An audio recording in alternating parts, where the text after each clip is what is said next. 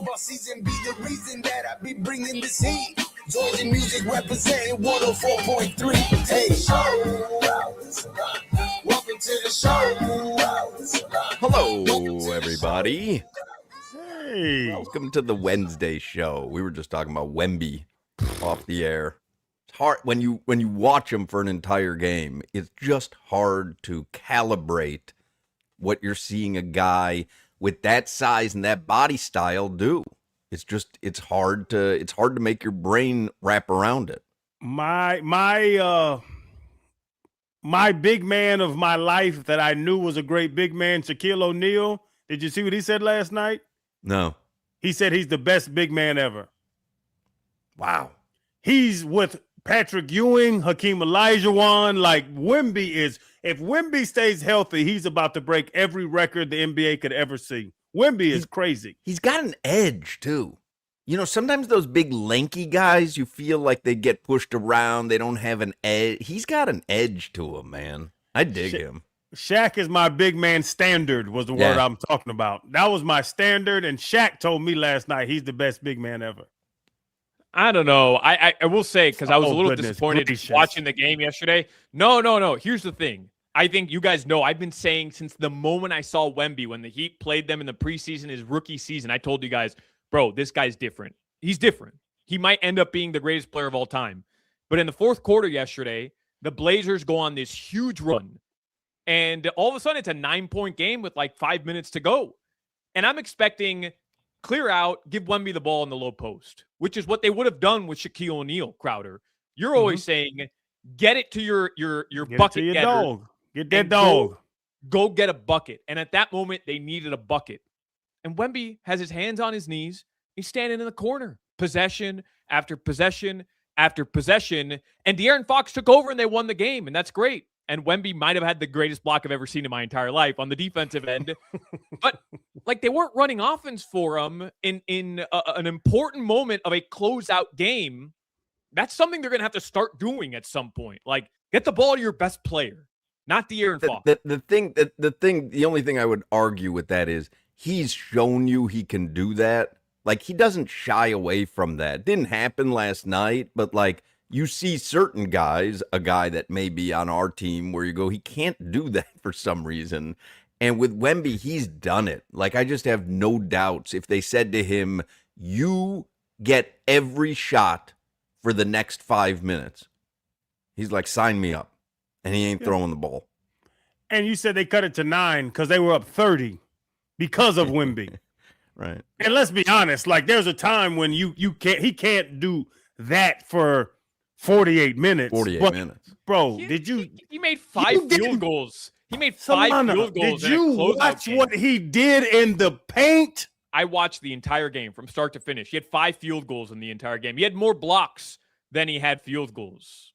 Mike Goat, Bam Adebayo would never. Every time his big ass gets in the paint, 7 dudes run that. They send guys off the bench to go out there and cover him. It's a lot of you can't do this with Wemby. Not after last night. I love him. I just love watching him. I was telling you off the air, too. This Joel Embiid, too. Somebody explain to me how the hell Philadelphia beat Boston in Boston. I don't know. And it messed up my parlay, so I don't like it. I mean, what am I missing there? What am I missing that Orlando is up 3-1 on Detroit? What am I missing? Detroit stinks. But the Celtics, historically, throughout the Tatum and Brown era, just make things super difficult for themselves in playoff series. Remember the Miami Heat? They went up 3-0. They stole both games on the road in Boston. Jimmy Butler could have beaten them in a game 7, even though they had like an 11-point lead in the fourth quarter. The Celtics notoriously just give themselves issue. They lose that game a lot. The closeout, game 5 at home against an inferior opponent. They lose that game a ton. They shot 1,700 threes. Maybe drive every now and again. Maybe after you miss 12 in a row, go down there and see what happens in the paint.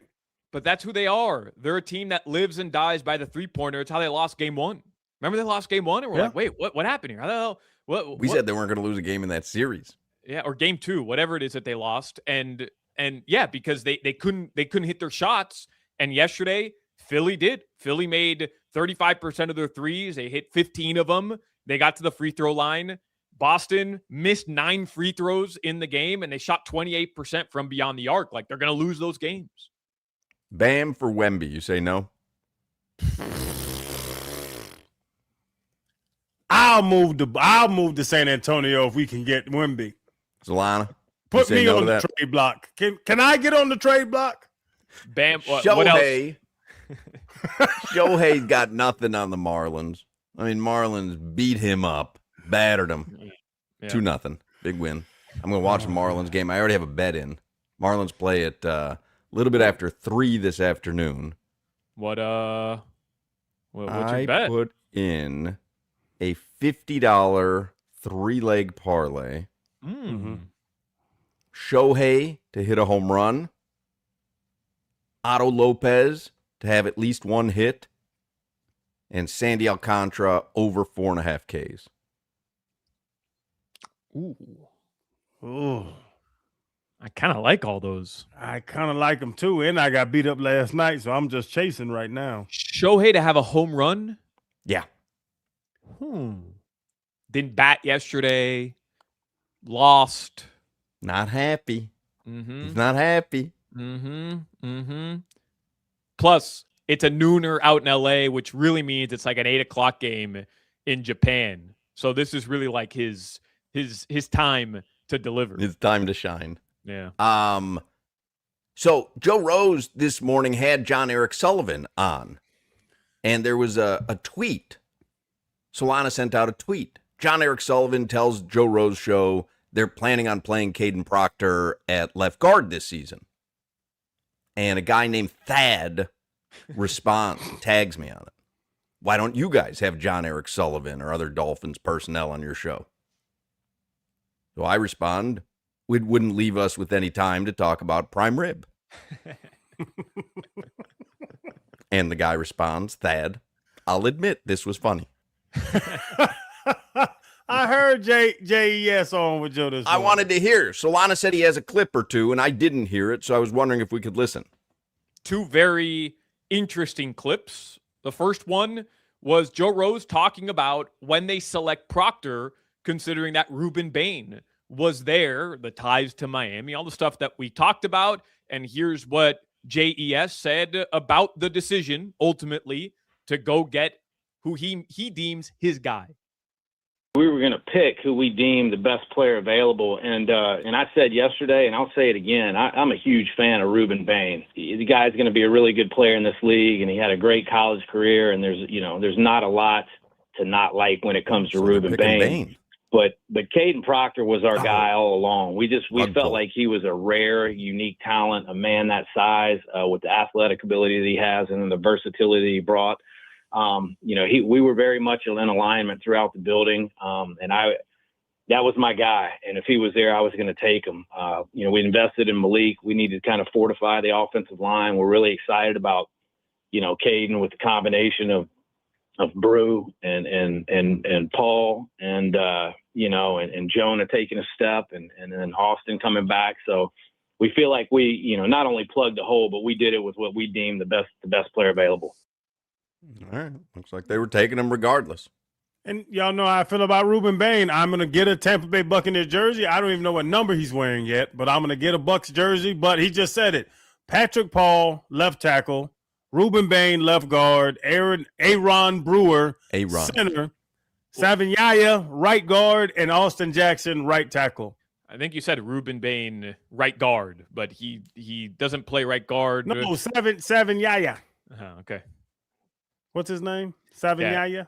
Savaiinaya. But I think you meant Caden Proctor, right guard. But here, you said Crowder. Ruben Bain. You meant Caden Proctor. Oh, yeah. okay. Here's the twist, because I just assumed the same thing. Savaiinaya would be back at left guard, and Austin Jackson will be the right tackle. The future, obviously, Caden Proctor will take one of those tackle positions. But here's the twist. This is what I found interesting. Joe Rose asked JES where he envisions Caden Proctor will play. He'll do a little bit of both just because we always like to cross-train, whether you're talking about a nickel safety or a guard tackle or a guard center. We like to cross-train guys so they they line up in different spots. But I think probably day one, I think he's probably lining up at left guard. You know what I mean? And we're going to kind of fortify, and we'll move Jonah to the right side, and off we go. Wow. But it's moving pieces all the time, and really we want to play with a couple different things to get the best 5 out there. But I think if you pressed me on it, that's probably what it looks like day one, and then we'll see where we go from there. I mean, each show on this station breaks their own type of news. I shared yesterday that Shake Shack has a McRib. Mm-hmm. Joe got John Eric Sullivan to say that Caden Proctor is going to be your left guard. I mean, everybody has their wheelhouse. Did Joe play any clips of us talking about the rib sandwich? No, I didn't hear that. I must have missed that segment. Yeah. Joe kind of ignores us. Is that so? Yeah. Send him some clips from yesterday when we talked with Aronde about eating salad in the steam room. Okay. Yeah. Joe Rose kind of looks like a prime rib.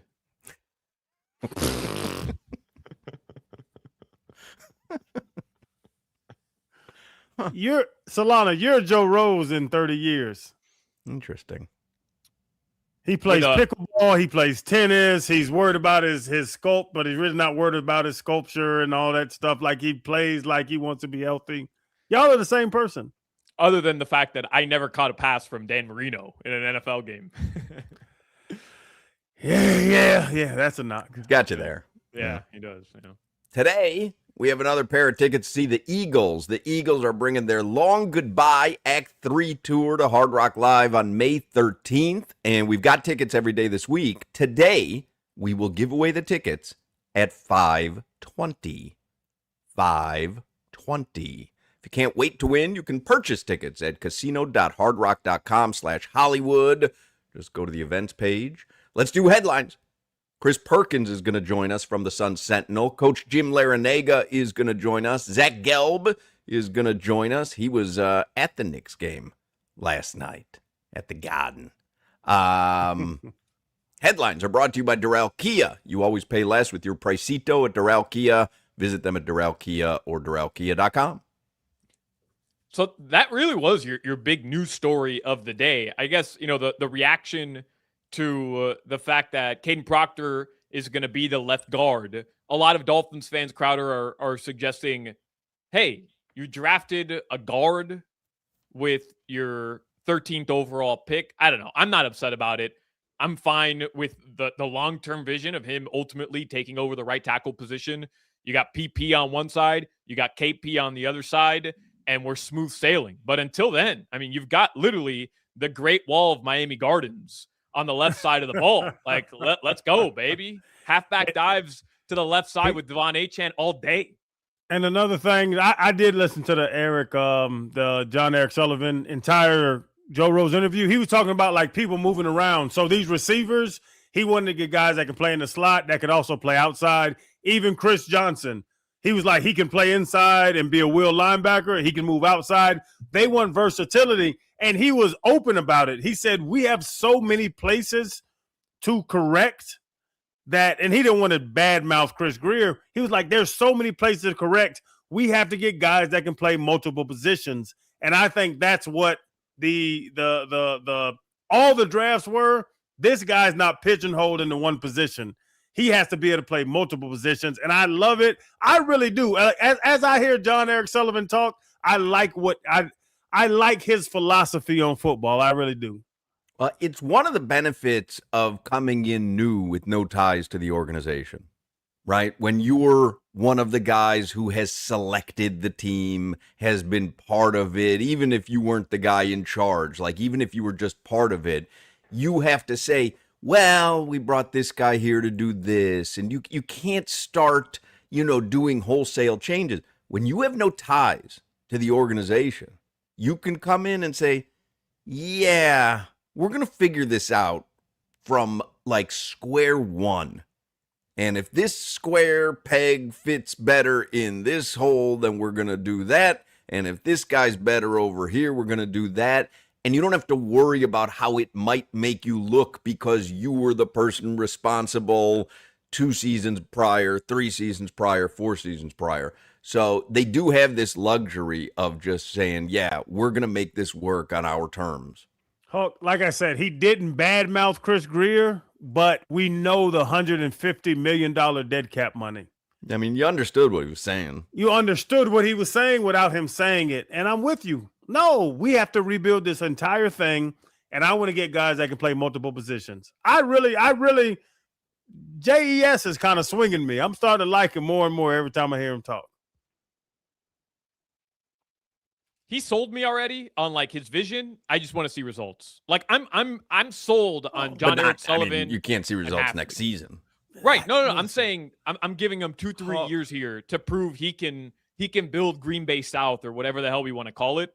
But like in terms of saying the right things, the type of team he wants to build, the way that he is able to kind of express the vision that he has, like he sold me on all that stuff. I'm fine with the draft. I'm not a draft expert. Like I'm cool with the guys he took.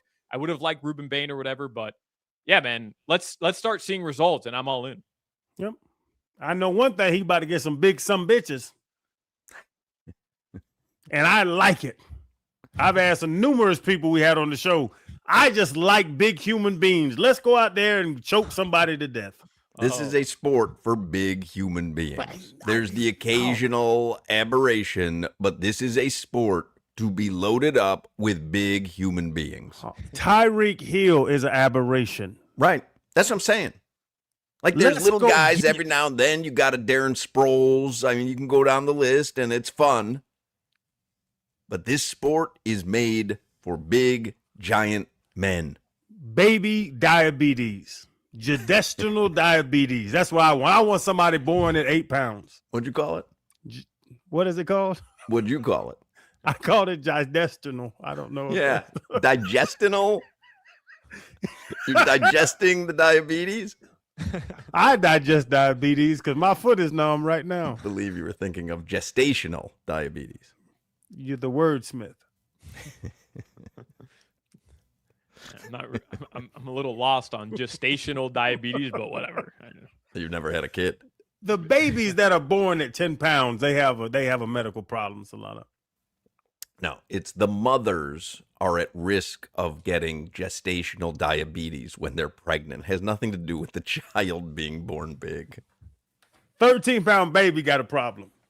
That might be, but the person who gets gestational diabetes is the mother.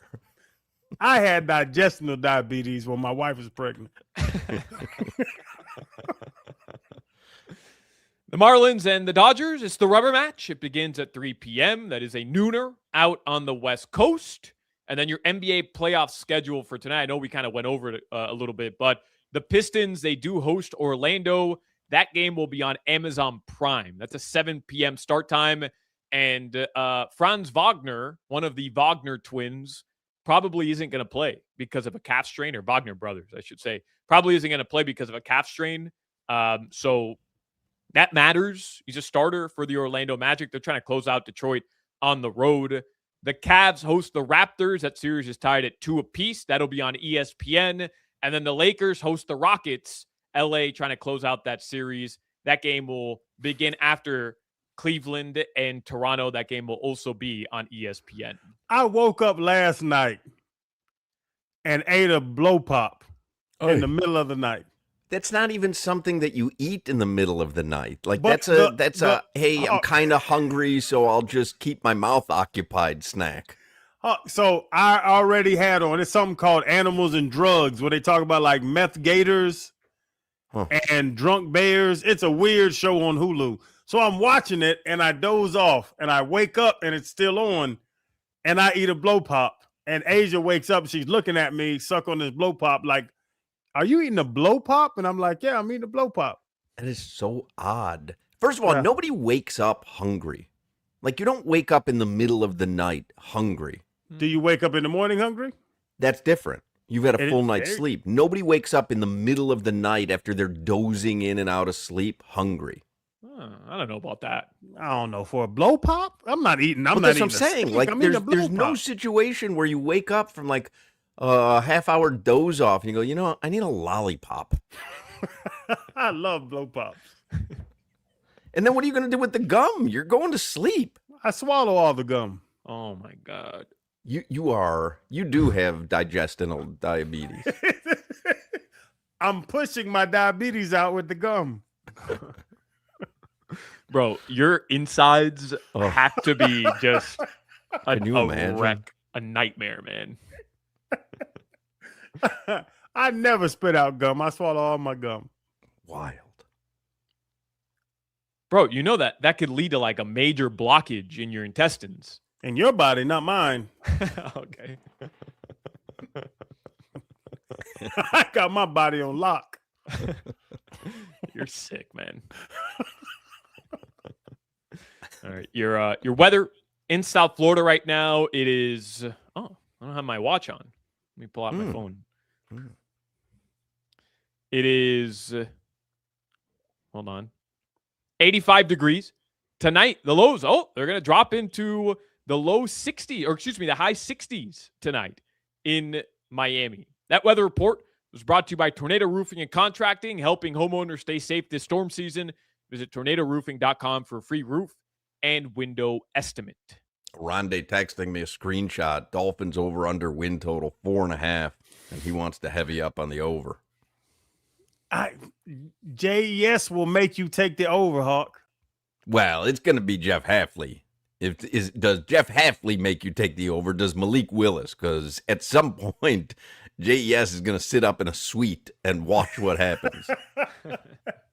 The secondary would be my biggest question on this team. If everything works out, if all these linemen, if Malik Willis is great, if Devon Achane is what he is, the young receivers do what they can do because they're big, 6'5", 6'3", it's going to be this secondary that can shut somebody down that's going to decide games. Somebody puts on the chat, Hawk, the sandwich. Oh, we'll get there today. We will get there. Chris Perkins is going to join us next. I guarantee you that dude loves prime rib. I guarantee you Chris Perkins loves prime rib. First of all, he hangs out with Mike Mayo. And Mike Mayo was blowing up my text when we were talking about prime rib, because you know how Mike Mayo, I mean, he's the food guru. Yeah. He's like, you're so wrong about prime rib, and he's giving me a list of places where you want to. I know Perk loves a prime rib. Yeah. He sleeps with it.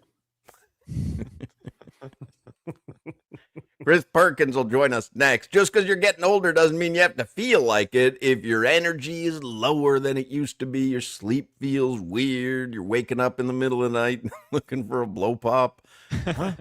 If you're just kind of not feeling like yourself, your weight won't budge, your mind feels foggy, your sex drive isn't what it used to be, might be time for you to switch things up. And I'm talking about Atlantic Men's Clinic. I go there for testosterone at Atlantic Men's Clinic. Their advanced medical strategies featuring TRT, GH peptides, NAD+, GLP-1, PDA, and more treat low T and other hormonal issues to help you shed pounds and have more energy and enhance your body composition and improve your sleep and increase your sex drive, and it gets you back to feeling your best. Atlantic Men's Clinic, they are the experts in treating low testosterone and other men's sexual health conditions. They have successfully treated thousands of men for low T. I'm telling you, you're going to notice a difference. If you're like the many men who are low T, within just a few weeks of starting treatment, you're going to feel your energy return and the brain fog go away and your sleep improve, your workouts improve, your sex drive becomes significantly enhanced as well. So call Atlantic Men's Clinic. You know, most men wait a year or longer. You don't have to wait. Don't ignore the signs. Call today. Take that first step towards feeling better again. They have 7 locations in South Florida, so there's going to be one near you. Call them at 877-455-7300, 877-455-7300, or you can visit AtlanticMen'sClinic.com. Featured therapies are compounded and have not been evaluated nor approved by the FDA. Provider prescription required. See website for details. You're listening to the Hawk, Crowder, and Solana Show. Tighten your ass up, whale. Go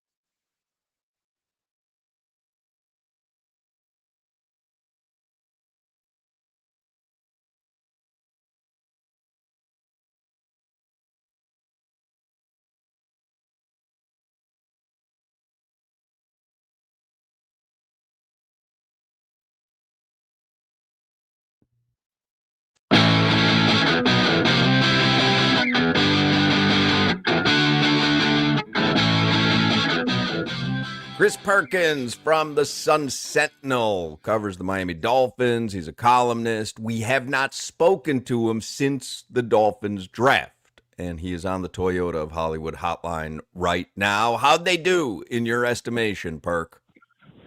I thought they did all right. I gave them a B minus. This is after I gave them a D last year. So different administration, different result. You know, what I liked was they were principled. What I didn't like is I'm not sure about Caden Proctor over Ruben Bain. You know, what I actually think, you know, when Sully said you got to take the double off the wall instead of the homer, I think that they consider Proctor the double off the wall and Bain the homer.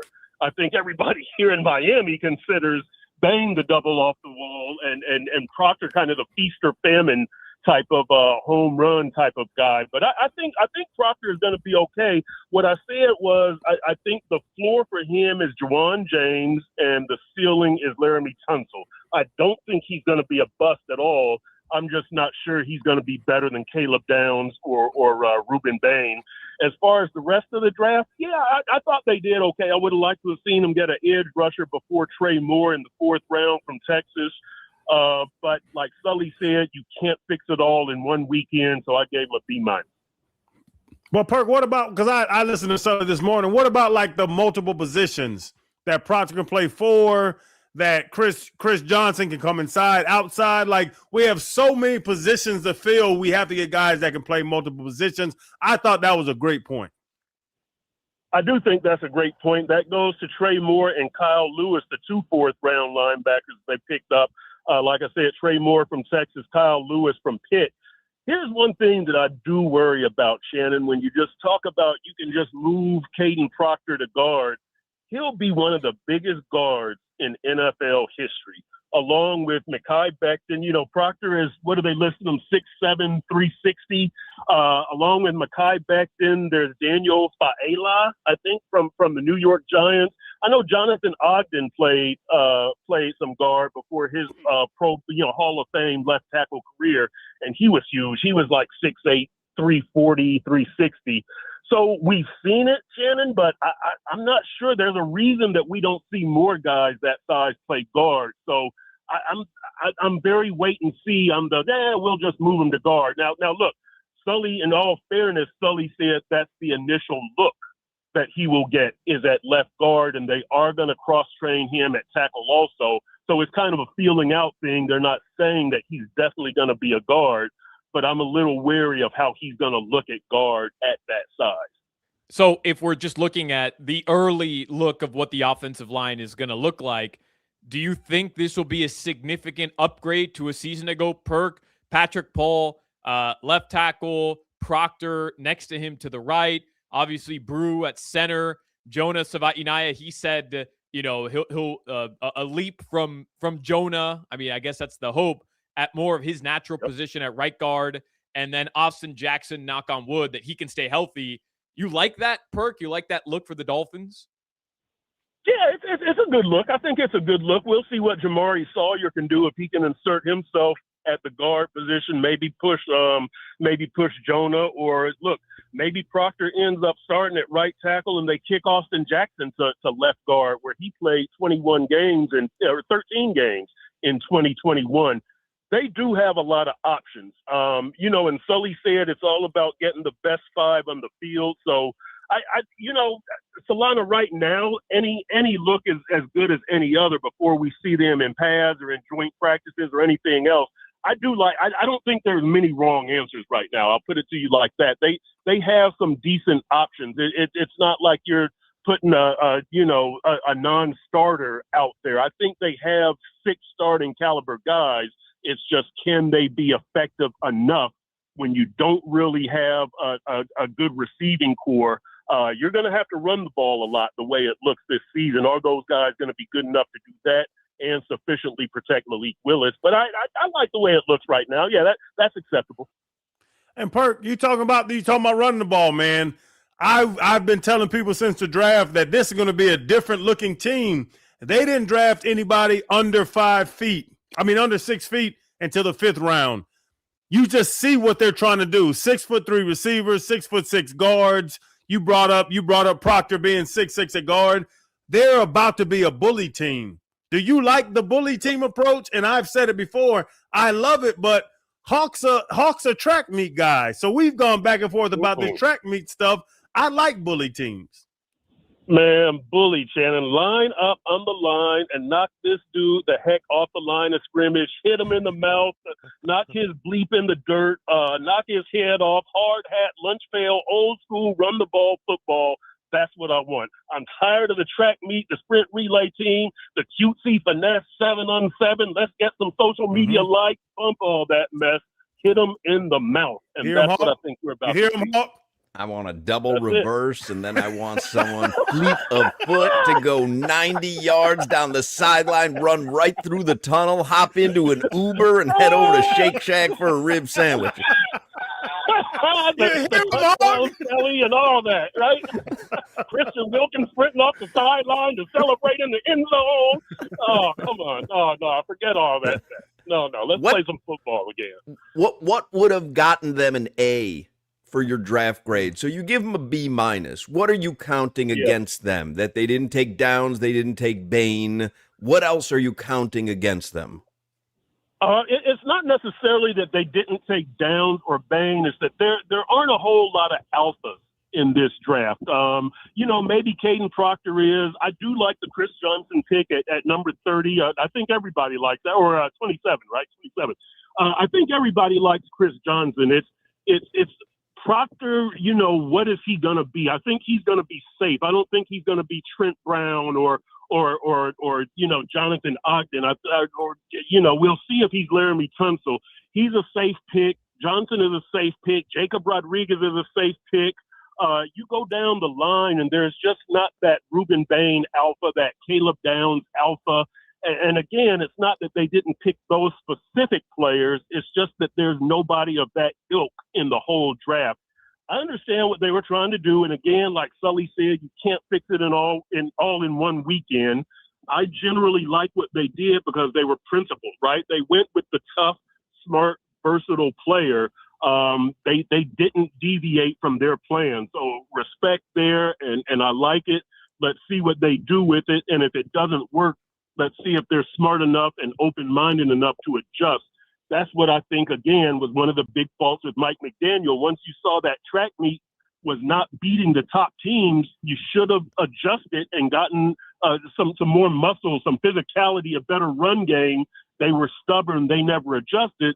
So if this doesn't initially work out for Sully and Half, let's see if they're open-minded enough and smart enough to make adjustments. So this is just the first step. But, yeah, again, generally I like what they've done and what they're doing.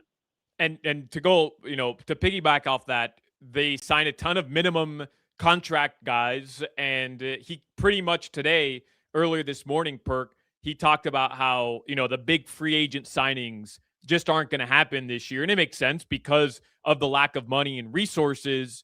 What is this first year going to be about? Is it going to be about development of these young guys that we're talking about that they took in the draft? Is it going to be about Sully and really Halfley trying to prove and show us that he has the ability to be a head coach? Or are you looking at like a target number of wins that you still think this Dolphins team should be able to get to?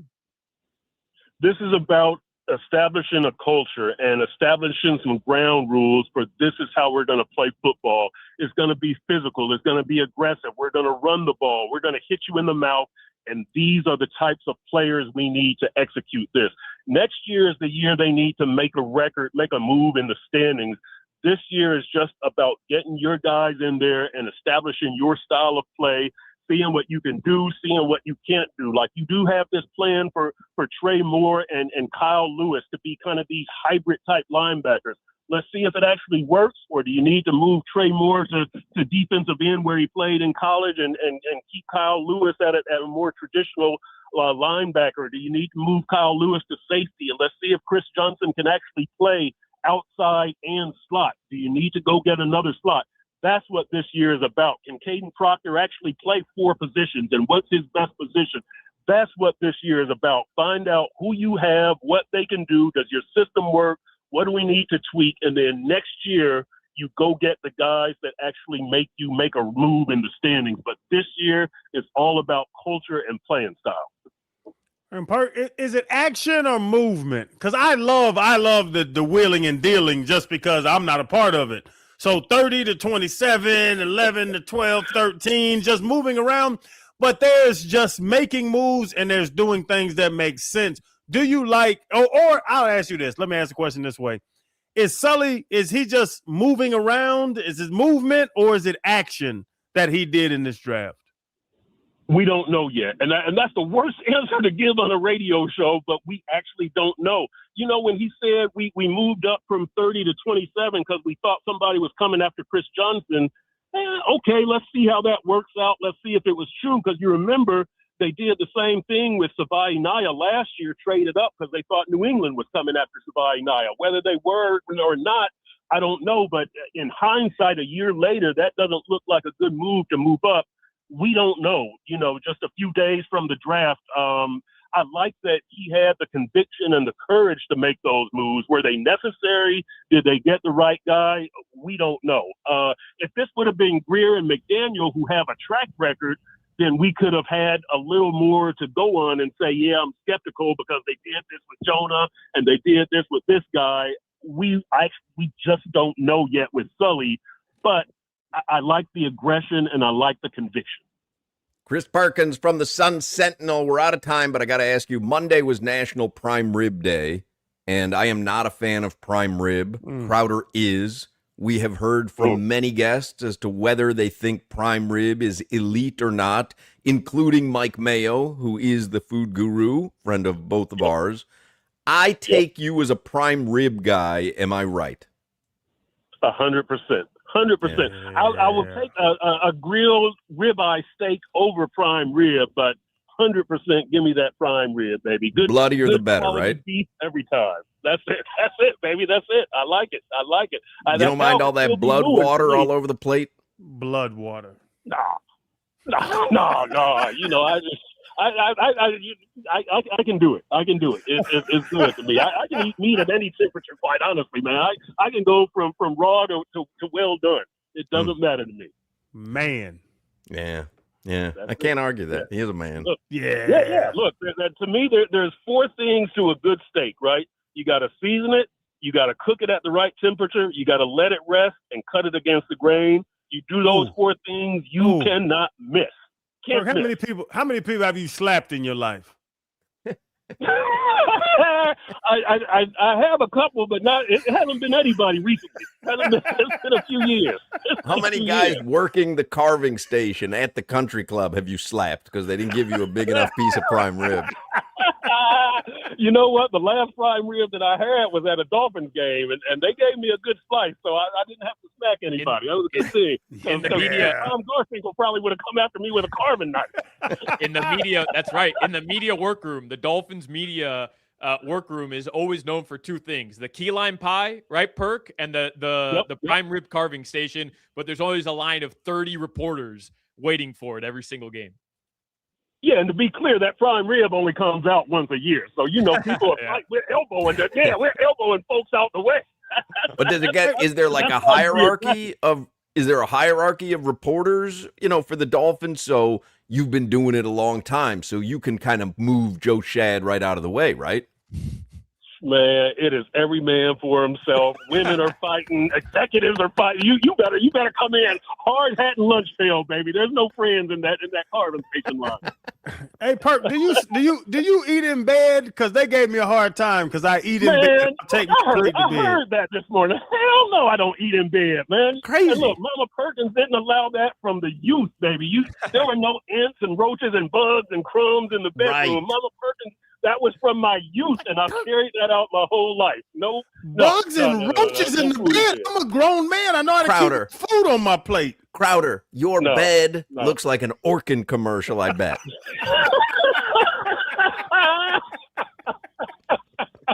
We'll see you, Perk. We'll see you, Perk. I'll see y'all. There you go. Chris Perkins from the Sun Sentinel. Read his work in the Sun Sentinel. Make sure you download the Sun Sentinel app. He's got all your Dolphin stuff that you need. Y'all know that anniversaries are really special. And right now, my friends over at Ed Morris are celebrating. Listen to this. This is crazy. 80th year in business. My buddy Chris Atkins. Y'all see Teddy Morris on the commercials. They have an amazing team over there. I'm telling you, they watch out for you. And right now, Ed Morris Sawgrass Cadillac is commemorating this occasion by giving you special savings on Cadillac luxury. Right now, you have to check out the all-electric Cadillacs. They are beautiful. All-electric 2026 Cadillac Optic right now is just $349 a month. I'm telling you, Teddy, Chris, my people over there, they're going to watch out for you.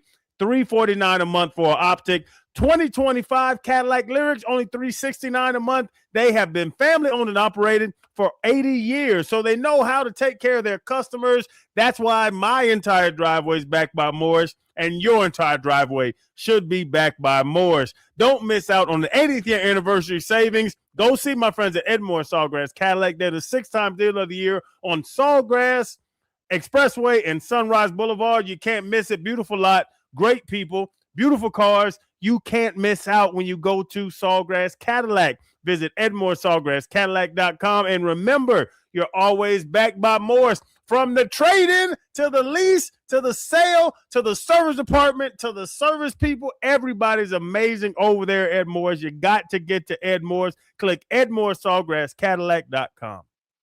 You're listening to the Hawk, Crowder, and Solana Show. But now I've got an entire squid and quail egg in my mouth.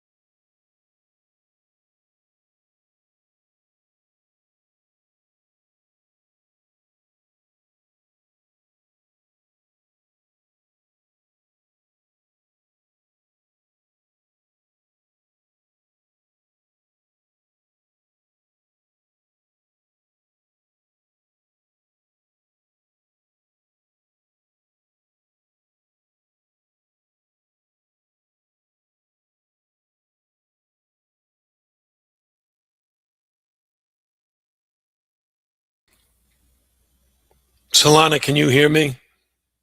I can. Can you hear me, Coach? Yeah, can you hear me, Coach? Yeah, you can hear me, so I don't have to do anything else. Yeah, but can you hear me? Yeah, Okay, it sounds like I think I can. Hold on a second. Talk a little bit. Test 1 2 3. Test 1 2 3 4. Hold on. Okay. Yeah, because it sounds Yeah, like it looks like I'm good. It sounds like you're on a bit of a delay, though. It does? Yeah, just a little bit. How would I check that? Let's see. I'm gonna count to 3, and then you pick up. Go 4, 5, 6. Okay, when I'm done. All right. Here we go. 1 2 3. 4, 5, 6. Oh no. All right. I think we're good. I can't be sure that I'm hearing you. Count again. 1 2 3. Count. 1 2 3. Yeah. So I'm hearing you through this The headphones. Awesome. headphones. Awesome. Okay, perfect. We should be back in about 3 minutes, Coach. Okay. All right. Thank you.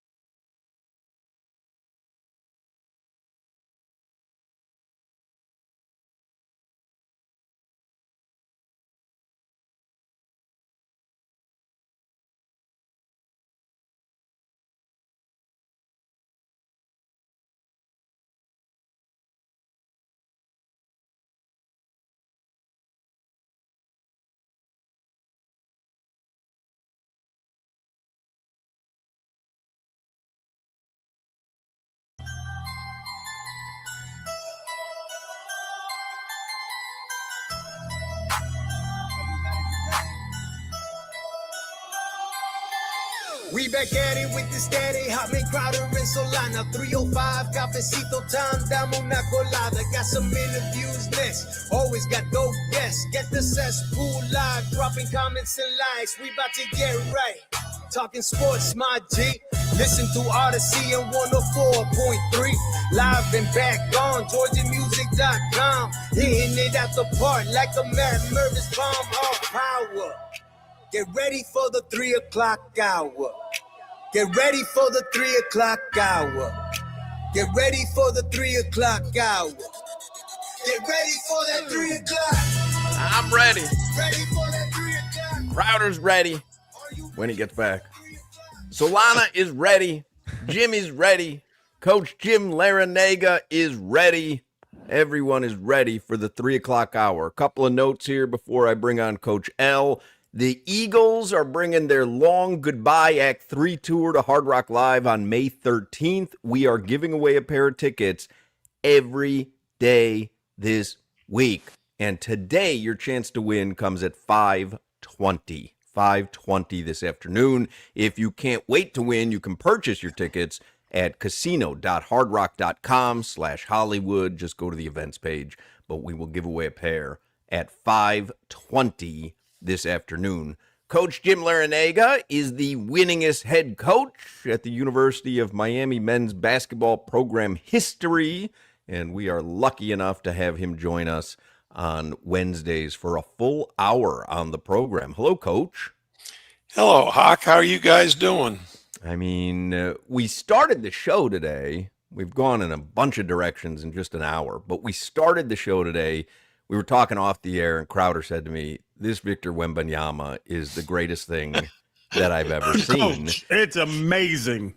And we've had this conversation, Coach. You're not ready to buy in yet. Coach, Well- I've watched Shaq, Kobe, I've watched Jordan. Wembanyama is special. Okay, so he's special. But when you're going to put him in like the greatest of all time conversation, let's talk about the greatest of all time, just big guys, not even Jordan and LeBron. Will Chamberlain, did he ever win a world championship? Yes. Yes. Bill Russell? Yes. Yes. 12. Many. Shaq? Yes. Kareem Abdul-Jabbar? Yes. Hakeem Olajuwon? Yes. I mean, you go down the list, the great ones Bam propel their Adebayo. teams. What? Nothing. It was for Solana. Bam Adebayo. But Coach, Hey, it would be great if we could include him in this conversation. but Coach, But just think about. Wait a minute, Crowder. Look at you got more guys. Tim Duncan and David Robinson, and when you want to include Wemby, let's give him a year or two to take the Spurs to a championship. Solana pointed out he only had 5 buckets last night. That doesn't seem to me like the greatest of all time. Fun bucket. You know, 17 points. I haven't seen. I love Shaq. Shaq is one of my best. He's my favorite player ever. I have Shaq jerseys.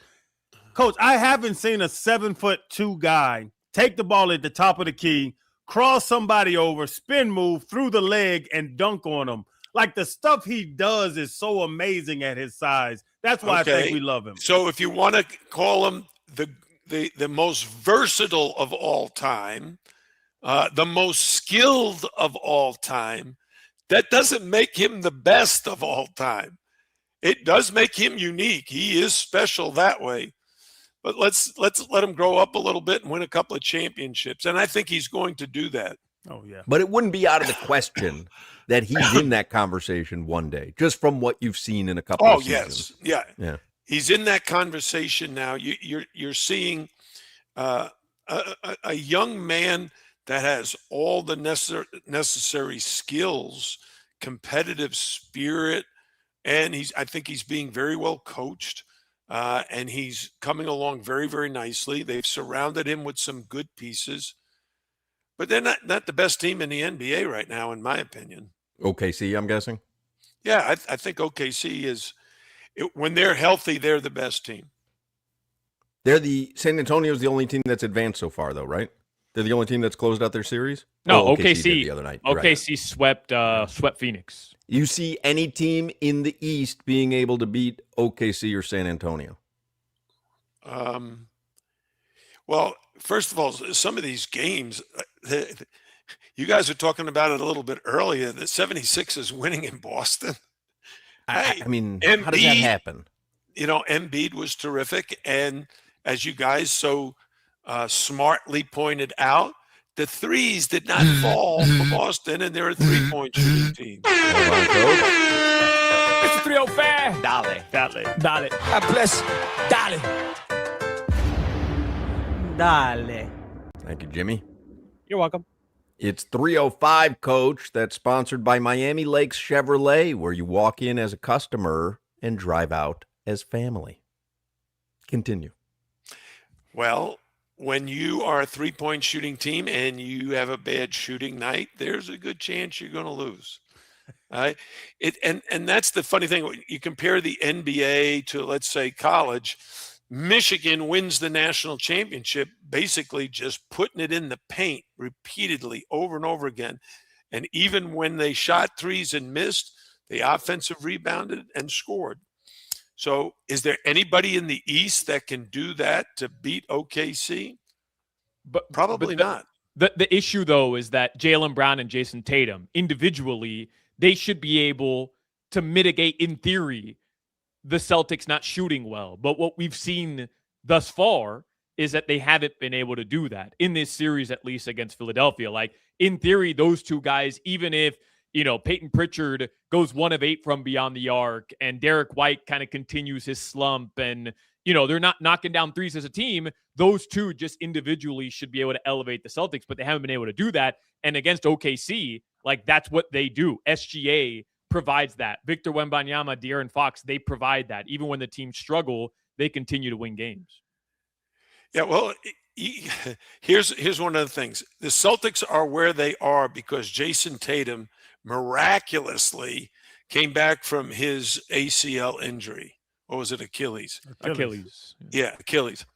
And how many guys can come back in less than a year and then play and perform at as high a level as he's able to do? Now, he's not 100% still in my mind. No, and he's going to have more games like he did where he doesn't shoot the ball great. But the Celtics, I think, are still the best team in the East. I love what the Magic are doing against the Pistons. I think tonight all the home teams will win. I think the Lakers will close out Houston. I think the Pistons will win at home. I think the Knicks will win at home. What do you think is the most surprising series? Orlando, Detroit, or Houston, Lakers? Oh, no, I think Orlando, because I think the Lakers are better than Houston when Kevin Durant is hurt. He's got that ankle injury. He's not 100% even when he played. And I definitely think the Lakers will move on. And I expect them to move on tonight to win and close out the Houston Rockets. But Orlando, on the other hand, is in a great position because the Pistons, they are not used to being in this position. They got a young team. I think they'll win tonight, but they got to go back to Orlando for Game 6, and that's when you're going to find out if the Pistons are for real. All right, let's do. Go ahead. I want to ask him. I just want to ask him about the Celtics, where you're a 3-point shooting team. If you're into the second quarter, Coach, and you're 1 for 14 from behind the line, can a 3-point shooting team at this point in the season, kind of like what Solana was saying, can you say, hey, stop shooting threes? Let's get to the paint, because that's what got you where you are. Okay, here's my theory, and it's only a theory. Everybody can say. I tell my grandsons, look, you're terrific 3-point shooters, but if you miss 3 or 4, your next shot should not be a 3. It should be a driving layup, get fouled, get to the foul line where so you can see the ball go in, because mentally, you need to see the ball go in so you can start making your threes comfortably. If you just keep jacking threes and missing, it does something to your psyche. So I understand the Celtics are a 3-point shooting team. They shouldn't stop shooting them.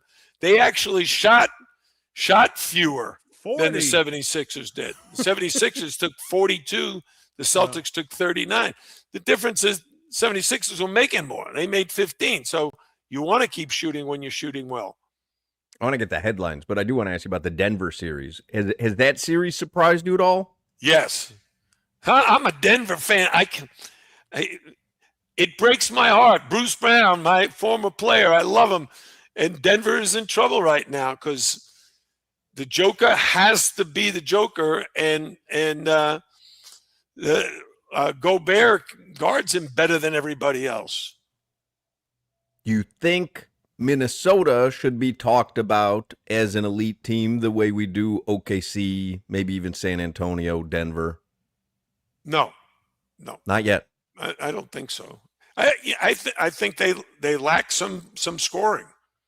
They have to rely on Ant-Man to produce big for them, and for Julius Randle to have some terrific scoring games. But I think they're just too inconsistent offensively. I think you might be forgetting one of my former Chicago Bulls on that team, no? Who's that? Isn't Ayo Dosunmu on that team? Great. Oh, he was great the other night, wasn't he? I got it. 43. Can I tell you understand what I was watching now at the beginning of the Bulls season with Ayo and Kobe White and Vooch and Matas Buzelis. Need I Yeah. go on, Coach? I can't believe they're not in first place in the East and crushing in the playoffs. They got shadow banned. They got shadow banned by Billy Donovan. Billy's Coach, not there anymore. You can't I blame know. him anymore. Now he's shadow banned. Where's he Coach, going to is be? Where's he going to be next season? Arkansas? I thought Orlando when they got bounced in the first round by Detroit, but it doesn't look like that's happening. Yeah, well, here's the thing about the playoffs too. You never know. The Pistons, they win tonight, and then they go back to Orlando, and if they should pull off what I would consider an upset, winning on the road, they'll come back and win Game 7 at home. Hey, Coach, we talked about this. We said my take is that OKC, San Antonio, that's the NBA championship. The finals is what it is. Do you feel that way? Well, I think whoever comes out the West guaranteed to win the championship. Yeah, I'd say in all likelihood that's correct. But if OKC should stumble and Wemby leads the Spurs to the Western Conference Championship Series, then I'm going to have to revisit that, because if they're playing the Celtics, who are NBA champions, they've got championship pedigree. They got a lot of players from 2 years ago when they won it. All of a sudden, that experience can pay off. I thought you were going to revisit the Wemby's the greatest ever conversation. I didn't realize you were going to revisit your prediction. Again, here's what I'd say. The NBA playoffs are the greatest because, now you're talking about a 7-game series. So normally in a 7-game series, the best team is going to win. Because, there could be an upset or two, but whoever's playing the best, who's ever the healthiest, who's ever players playing with a tremendous amount of confidence. I did a speaking engagement last night to the Economic Club of Miami, and we were talking about what it takes to have a championship caliber team. And I think there are several NBA teams that have that culture that right now are thinking to themselves, we're winning the title. We know OKC is going to be favored, but I think the Spurs, I think the Denver Nuggets are trying to figure out how the heck do we get past Minnesota.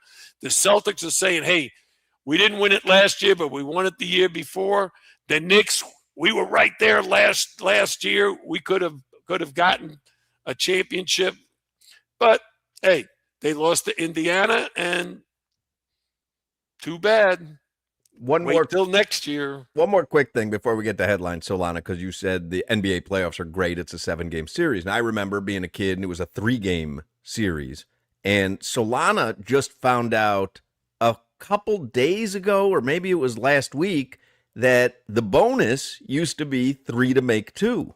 Yeah. And he believes that immediately discounts Michael Jordan as being better than LeBron James. That's proof that the NBA was soft if you had 3 chances to make 2. Derrick Jones Jr. immediately better than Larry Bird in my eyes, Coach. Yeah. 3 to make 2. Whoever made that rule up? That's ridiculous. I've always felt like you get fouled. You get 1 free throw. You get fouled on a 2-point shot, you shoot 1 free throw. If you make it, it's 2 points. It's a 15-footer. Interesting. Why? And if you get fouled on a 3, shoot a 3, and it's worth 3 points. How about you have to shoot it from the spot that you got fouled at? What? How about you shoot it from the spot you got fouled at? Yeah, that. And how many points do you get? However many it was. Yeah, exactly. I would buy into that. That makes sense. Coach and I just changed the game, Solana. Yeah, you foul a guy on a dunk, he gets the dunk. He gets the dunk again. Okay. He doesn't get the dunk. He has to dunk. And some of these guys who need a running start, do you give them a running start? No, it's got to be the shot. You got to be right at the rim. Yep. Okay, I have a problem with that because I couldn't dunk standing still under the basket. I needed a running start. My vertical was only good off you of don't 1 get fouled foot. while you're dunking. I don't know if we're figuring this out. I don't know if we're figuring this out, fellas. I feel like we've just solved Should we go basketball. to a 4-point shot? You wouldn't get an argument out of me. More points, the better. From behind, I like from the behind razzle half dazzle. court, from behind half court, coach. No, 4 no. points? You guys remember the shot that Jerry West made against the Knicks, and there was Game 6 in Madison Square Garden or something? Of course. Yeah, how could you forget that? It's a I don't three-quarter even court remember. shot. It was only worth 2. It tied the game. In this day and age, it would have been worth 3, and the Lakers would have won, and the Knicks would not have won their second championship. If Adam Silver said to you right now, Coach Jim Larranaga makes this decision for the future of basketball right now, you can get rid of the 3-point shot forevermore. Just say the word. Would you? No. You would not. No. I think it's added a dimension to the game, and it actually has inspired players to develop a skill that is incredible, magical. When you see what Steph Curry can do, and would all you these great change shooters in the game. the Euro step to a travel? Well, a correct Euro step is not a travel, but the NBA players have taken 4 steps, which is not legal in any basketball, but the NBA refs let it go. There's so much traveling in the game today. Right? The good thing about it is it doesn't cost you anything. Like when you travel on a plane or a train or a car, it costs some money. These guys can travel all over the court. It doesn't cost them anything. It's not even like a turnover. anytime someone travels in the NBA, someone just blurts out Euro step, and then we're all okay with it. It's a gather step. They Yeah, call gather it step. right here. Gather step. All right, let's do headlines here. We're already behind the clock here. Headlines with Alejandro Solana, brought to you by Doral Kia. You always pay less with your Pricito at Doral Kia. Visit us at Doral Kia or DoralKia.com. Solana's head looked like it was going to explode when we were talking about free throws being taken from the spot that they were fouled at and being worth whatever point it is with just one shot. Yeah, I don't hate the idea of a player in the bonus when it's like a loose ball foul, giving them 1 free throw to get the 2 points. Like, I don't hate that idea because, I don't know, sometimes teams get in the bonus and then all of a sudden they're shooting free throws for 8 quarters. But I don't know if I like the idea of a 3-point shooter getting fouled and having to shoot a 3. Like, it gets But that's muddy. what he was trying to do. He was trying to shoot 1 shot to get 3 points. So now why should he be able to have 3 shots to get 1, 2, or 3 points? Because where do you draw the line? What if a guy had his foot on the line when he's taking the 3? Now 2 That's shots. a 2. Well, that's a 2. It's very simple, Solana. Right, but the difference between it being a 3 and a 2 was half his foot. So now But if that, that I mean, player that goes. gets to I go mean, to that the free happened throw with line- That's the true normal in the shots. game. Yeah, that's not What any is he different than the arguing? game. What I don't makes know. some sense, Solana? Come on, Hey, Coach. I got Tell to him, ask Coach. you guys, what do you think of the expansion, the NCAA? That was Going to gonna be- 76 teams. I mean, at what point is too much? And listen, I love postseason anything, but if the postseason gets watered down, although I probably said this when round 1 of the NBA playoffs became 7 games, I probably had the same take. It's probably fine. I'm okay Yeah, with it. In fact, I'm make the football okay. playoffs 76 teams as well. Yes, when games mean more, Coach, people love them. I love games that mean something. Coach, I watch water polo. If it's the best team versus the second best team, I'll watch water polo. Well, the NCAA tournament to me is the greatest sporting event in the world. It's those 3 weeks, tremendous. The only question I had, and I was so for expansion, but we only added 8 teams. I think probably the pressure because the Sweet 16 these last 2 years, no mid-majors are around. So I think they're going to try, and the attempt, I'm not sure how serious it is add a few more teams. Okay, now we have 76 teams in the NCAA tournament. I don't know why. Why didn't they just go to a whole nother round? Why didn't they go to 96 and play a full round? the 32 conference champions versus the 32 at-large teams, and then 32 teams get a bye, the best teams in the country based on the rankings and all the computer rankings. If you do that, I think those first-round games, 32 games, and you can fit it in. You got a week, so you can play a whole series of games on Tuesday, Wednesday, Thursday. I mean, it works. You gotta be very concerned about the Masters, so it can't go over that first Monday in April, and it can't start any sooner. But but they do, like you said, they have time during the week because sometimes they'll just do Monday and Thursday and whatever. You can play games every night. Yeah, and they should, and you can play them everywhere.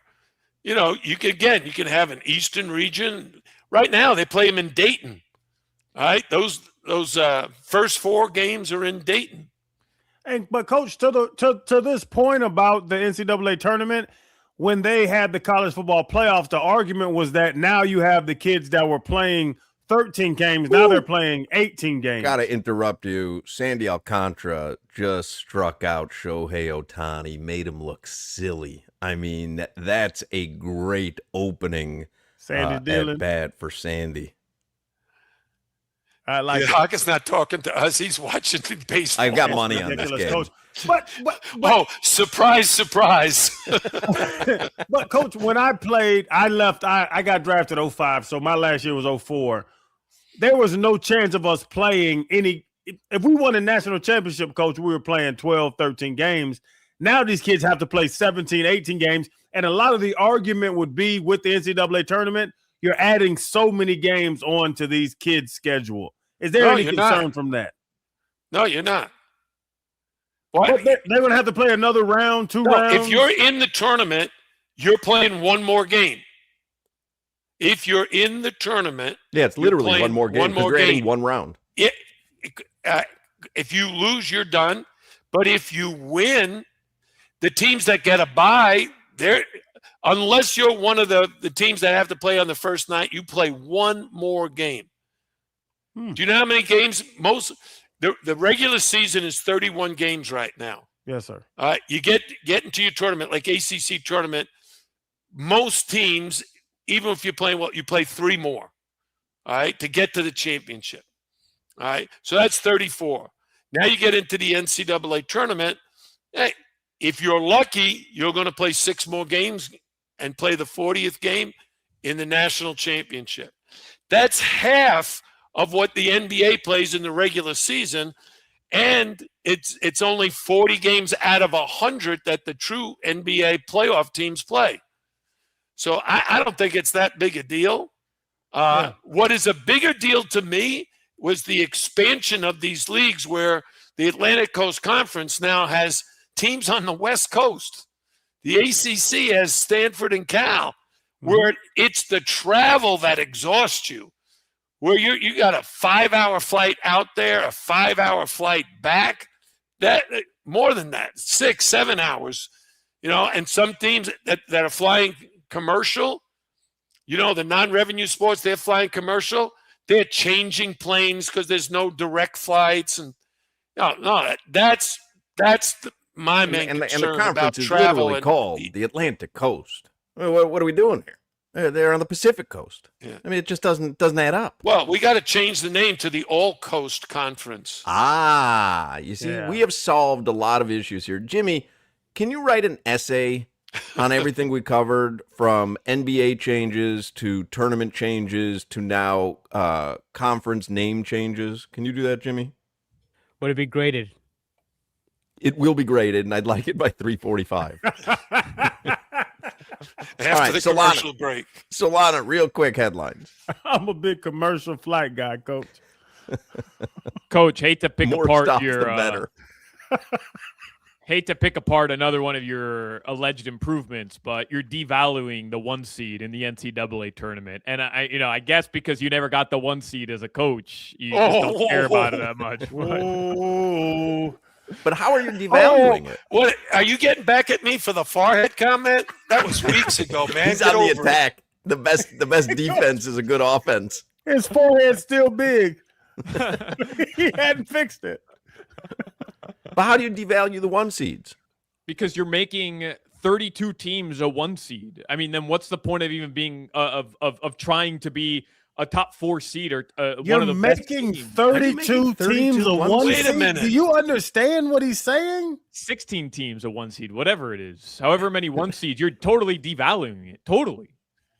No, you're not. It could be because the number 1 seeds are still going to play the bottom teams. Whoever wins in the first round, The first they get those a bye, teams are going to be Solana. ranked. I Right. understand that they get a bye, but there's something special about 4 teams being named the 1 seeds in the NCAA tournament. Now you're adding, I don't know, I couldn't do the math, but you're adding 94 You teams. said 32 of them. You're adding how many more 1 Am I seeds? off? You're No, totally we see you. devaluing it. Oh. If you're off, Solana's messing with your feed because I see you just fine. I think Oh. I don't Solana's.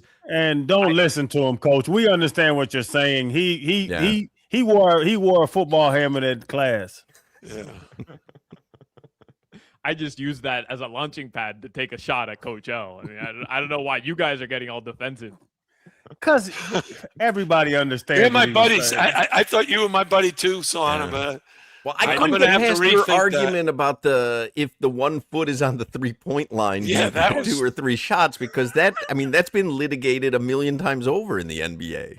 Because you guys are acting like, oh, you get fouled taking a 3-pointer, shoot a 3-pointer for 3 shots is a good idea. And it's just not. It's a terrible idea. If I get shot taking an elbow jumper, instead of going to the free throw line, then make me take the elbow jumper for 2 points. Like, where do you draw the line? Why not change the entire free throw system? That's what we talked about, where you take the free throw from wherever you got fouled. And if your foot was on the line, it's a 2. If you're behind the line, it's a 3. Oh, That's an thank easy you, concept. Crowder. No, I got it, but I just don't I don't understand. think you Okay. did. So, do you like the idea that the game slows down and we have to wait for them to, first of all, decide if it's a 2 or a 3 so they go to the video? Yeah, I do. And I then- do. and I like then- it. wait a minute, Giannis wait a minute. stands there for Then the guy 15 gets to shoot seconds 1 bouncing free the throw. ball. He gets to shoot 1 free throw. We got to wait around till they rebound the ball, get the lineup set, and then he gets a second free throw. Yeah, And then yeah, that misses, it clanks, and it goes away, and they got to go rebound it and bring it back. Yeah. It takes 10 minutes to shoot 3 free throws instead of just go to the 3-point line, shoot the 3, and play from there. I mean- Liam Hicks, home run. Top of the second for the Marlins. Marlins up 1-0. Let's go. I think the game is fine the way it's being played. And you and Adam Silver are trying to ruin the game that I love with this stupid 3-2-1 lottery system that is just the dumbest idea I've ever heard of. And now you guys are trying to take away free throws. Dwayne Wade wouldn't have one of his rings if it wasn't for free throws. So yeah, I'm cool with how the game is played. So nobody's you're a trying big to take fan. away You're free a big throws. fan of free throws. You love free free throws. That's Love free like throws. you're drawing your line in the sand. You can't see less free throws.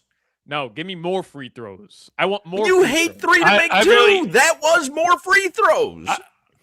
I think we should poll the fans and ask everybody, do you like the action that goes up and down and the game is fast paced, or do you like when everybody's standing still, 10 guys standing around trash talking while one guy Yeah. shoots a free throw? And then everybody high fives him when he misses. Yeah. And they have to huddle. Everybody huddles at the free throw line. After everybody, it's like volleyball. You ever notice in volleyball? After every point, the teams huddle. Solana's taping up for literally the worst part of the game. Hey, that's a lot. That's weird. What else would you like to get rid of, Solana? The 24-second clock? Let's just let them dribble all day. Let's do 4. If they could only bring back 4 corners. Hey, I was a part that brought in the shot clock, by the way. Were you? I was an assistant coach at the University of Virginia. We had Ralph Sampson, the 3-time National Player of the Year. Carolina had James Worthy and Michael Jordan and Sam Perkins. And in the ACC Tournament Championship with Dick Enberg and Billy Packer and Al McGuire doing the game, Dean Smith had Carolina. They had I think a 2-point lead or a 3-point lead in the second half with like 16 minutes to go. and he went to the four corners and he held it. And Terry Holland, the head coach of Virginia, and Craig Littlepage, the other assistant with you know those names, Craig Littlepage? Mm-mm. He replaced Terry Holland as the AD. Anyway, we're sitting there, and Terry's saying, "Hey, do you think we should send one of our players down to the offensive end so it's only 5-on-4? You think Dean would let Jordan and Perkins and Worthy attack then? Because he must be afraid they're just not good enough to score on us." I mean, Maybe we literally maybe we should just go 4. And if he still goes 4 corners, maybe we'll just send another guy down and it can be 5-on-3. And we're having this conversation, and Dick Enberg is asking Al McGuire and Dick Packer, Billy Packer and Al McGuire, what do you think of this 4-corner strategy? And Al McGuire says, we need a shot clock. I don't understand why we don't have a shot clock. Yeah, college basketball didn't have a shot clock. NBA did. You're too young, Solana, but that they literally could just run a 4 corners all game long. But they had isn't that why the 5-second rule exists, Coach? Yes, but no one called 5 seconds. The referees, you guys can see me, the audience, they just moved their hand, and then the guy would pay, and then another one, and then this. They finally got rid of that and reduced the shot clock to 30 seconds. But the point is, the game has evolved over the years.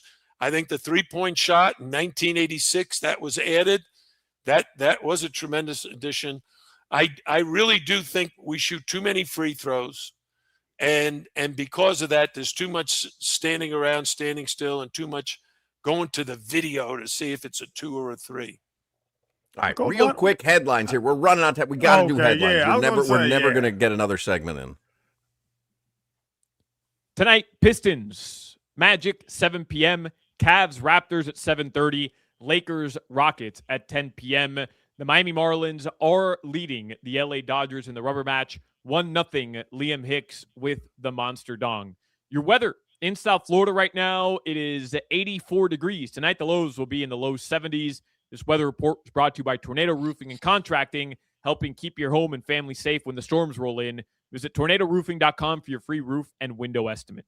That was enough basketball talk. We're going to talk prime rib in the remaining moments with Coach Larranaga in the next segment. Cheetah Pompano, that's a great spot to watch a game or a fight. They got VIP areas, 4 stages of entertainment, and the most beautiful ladies in South Florida to entertain. And, of course, Cheetah Pompano has that amazing complimentary gourmet lunch till 3 p.m. every day, happy hour specials till 6. If you're planning a bachelor party, there is no better place to hold it than Cheetah Pompano or Cheetah Palm Beach, and you can get the details online, or you could just walk into either of the clubs and get all the details there.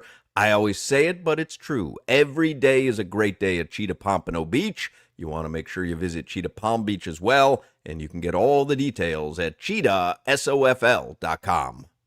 You're listening to the Hawk, Crowder, and Solana Show. I've wondered what planet Solana is from lately, and I'm finding out it's definitely not Earth.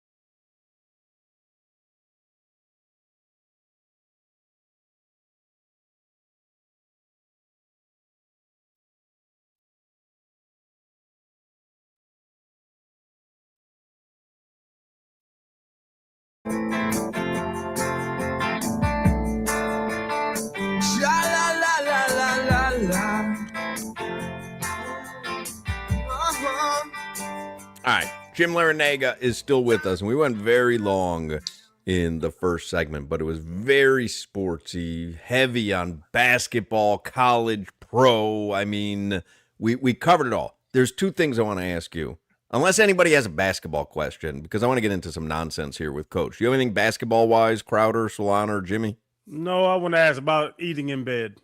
All right. Solana, you have anything basketball-related? No, I want to ask Coach what his favorite Dairy Queen dessert is. These are all excellent questions. I don't know what to get to first. When we first fell in love with Coach Jim Larranaga, obviously we loved what he was doing for the UM basketball program, but he also would talk movies on this show with us every time he was on. And we haven't talked movies a lot. And I just want to ask you quickly, the Michael Jackson biopic is out, and it's setting records. Are you going to see that movie? Have you seen it? I've already seen it. Oh. My wife and I went. The music, Michael Jackson as the entertainer, just awesome. To sit there and watch the movie, there's a part of me that was very sad, some of the things he experienced, and some of it just incredibly talented guy who overcame some real challenges in his life from his family circumstances. And I think anybody that goes to watch it is going to be very entertained, because the kid who plays Michael, believable, unbelievable. Wow. It's his nephew. Yeah. And I think is it Jermaine's son? It's Jermaine Jermaine's Jackson's son. Yeah. And Jafar Jackson does an absolutely spectacular job. So if you're talking about the acting, it's very, very believable. You're talking about the music, it's world renowned. When you talk about the dancing, it's incredible. When they showing the making of Beat It and the Thriller album, I was mesmerized. I thought to myself, this stuff is unreal. What a genius Michael Jackson was, because he orchestrated the whole thing. He was telling the camera people where to go. He was telling to raise the volume in certain situations. It's very, very entertaining. And I know Michael Jackson's a very controversial figure, but just go for the entertainment value. Just go to watch the singing and dancing and acting. It's a spectacular show, and I think it will break all kinds of records. I'm going to see it. All right. Let's go around the room with our silliness. Go ahead, Crowder. Give your silly question. I don't think it's a silly question, Coach. I'm a grown man. I pay mortgage, and I eat in the bed. I'll take steak in the bed. I eat popsicles in the bed. Coach, do you ever eat in the bed? I hate to admit it, but yes. No. My man. What are you eating in bed? My wife hates it. She doesn't want me to eat in bed. Sometimes I get the munchies late at night. I don't eat dinner or lunch in bed. I don't eat breakfast in bed. Well, every once in a while I have breakfast in bed. But the munchies get me. Now, one of the things we've changed, my wife and I used to watch a ton of TV in our bedroom. We'd lay down, put on the TV at 10 o'clock at night and watch the last one. A lot of times I'd watch game tapes in my bed, just laying in bed, and I'd be munching and watching game. I'd be watching Carolina or Duke, and it might be a live game, and I'm. What are you munching on? Well, all kinds of things. Popcorn for one. Oreo cookies. In bed? Yeah, not a good Oreo idea. cookies Coach, in your bed. Don't let him do this to you, Coach. I'm with you, Coach. I eat popsicles in bed. I eat Oreos in bed. I eat steak in bed. I eat salad in bed. Yeah, my wife is totally against it. So, and I haven't done it in a while. Thank goodness. I quit watching TV in the bedroom. So When I go into the bedroom, I just go to sleep. Because pretty much when I get into bed, I've brushed my teeth at that point. So I'm definitely not going to start eating Oreos in bed. Yeah, well, I brush my teeth, then eat the Oreos, and then brush my teeth again and go to sleep. Coach, because you're a man that pays mortgage, Coach. That's what it Solana, is. go ahead, ask your question. Yeah, Dairy Queen released the Cinnamon Toast Crunch dipped cone flavor. Good. And I just, when I read that story, I knew you were coming on. I said, I bet you Coach L loves a dipped ice cream cone when you go to either Dairy Queen or anywhere. Do you like a dipped ice cream cone, Coach? Yes, I do. But I want to give my brother some props right now. Now, I passed away in 2019, so he's never going to hear this. But he created the Dairy Queen jingle. I don't know if you know the word. Scrumptious. Have you ever heard of the word? Yeah. Scrumptious was a word my brother invented back when he was in advertising, and Dairy Queen hired his advertising agency, and he was given the responsibility of coming up with a jingle. So he took the word scrumptious and delicious, combined them, scrumptious, and he had a jingle. I can't remember the words to it right now. And he won what is called, I think, a Clio Award. That's right. In advertising. Wow. So how about that? Unfortunately, he passed away in 2019, and more unfortunately, his wife, who was 84 years old, she passed away this week on Monday. I'm sorry to 2 hear days that. ago. Sorry. Very, very sad. Sorry to hear that. I'll ask you one final silly question. Prime rib. I think it's the most overrated thing that you see at a country club. People get all excited about the prime rib carving station. To me, it's a bloody, watery mess. It's fatty. What's your stance on prime rib? I can't tell you the last time I had a prime rib, and I never order it. If I'm going to have red meat, I'm going to get a good steak. Exactly. A porterhouse or a fillet. I'm not getting prime rib. First of all, I'm trying to reduce red meat anyway. It's hard to digest. It's hard to chew. I'm old. I guess I want stuff that's easy to digest. Where you getting your prime rib, Coach? No, prime rib is just it's so you're not the very guy overrated prime rib. Yes, you're and it ruins everything on the plate because it's a watery, bloody mess. Anything that's on the plate gets sopped up in that prime rib juice.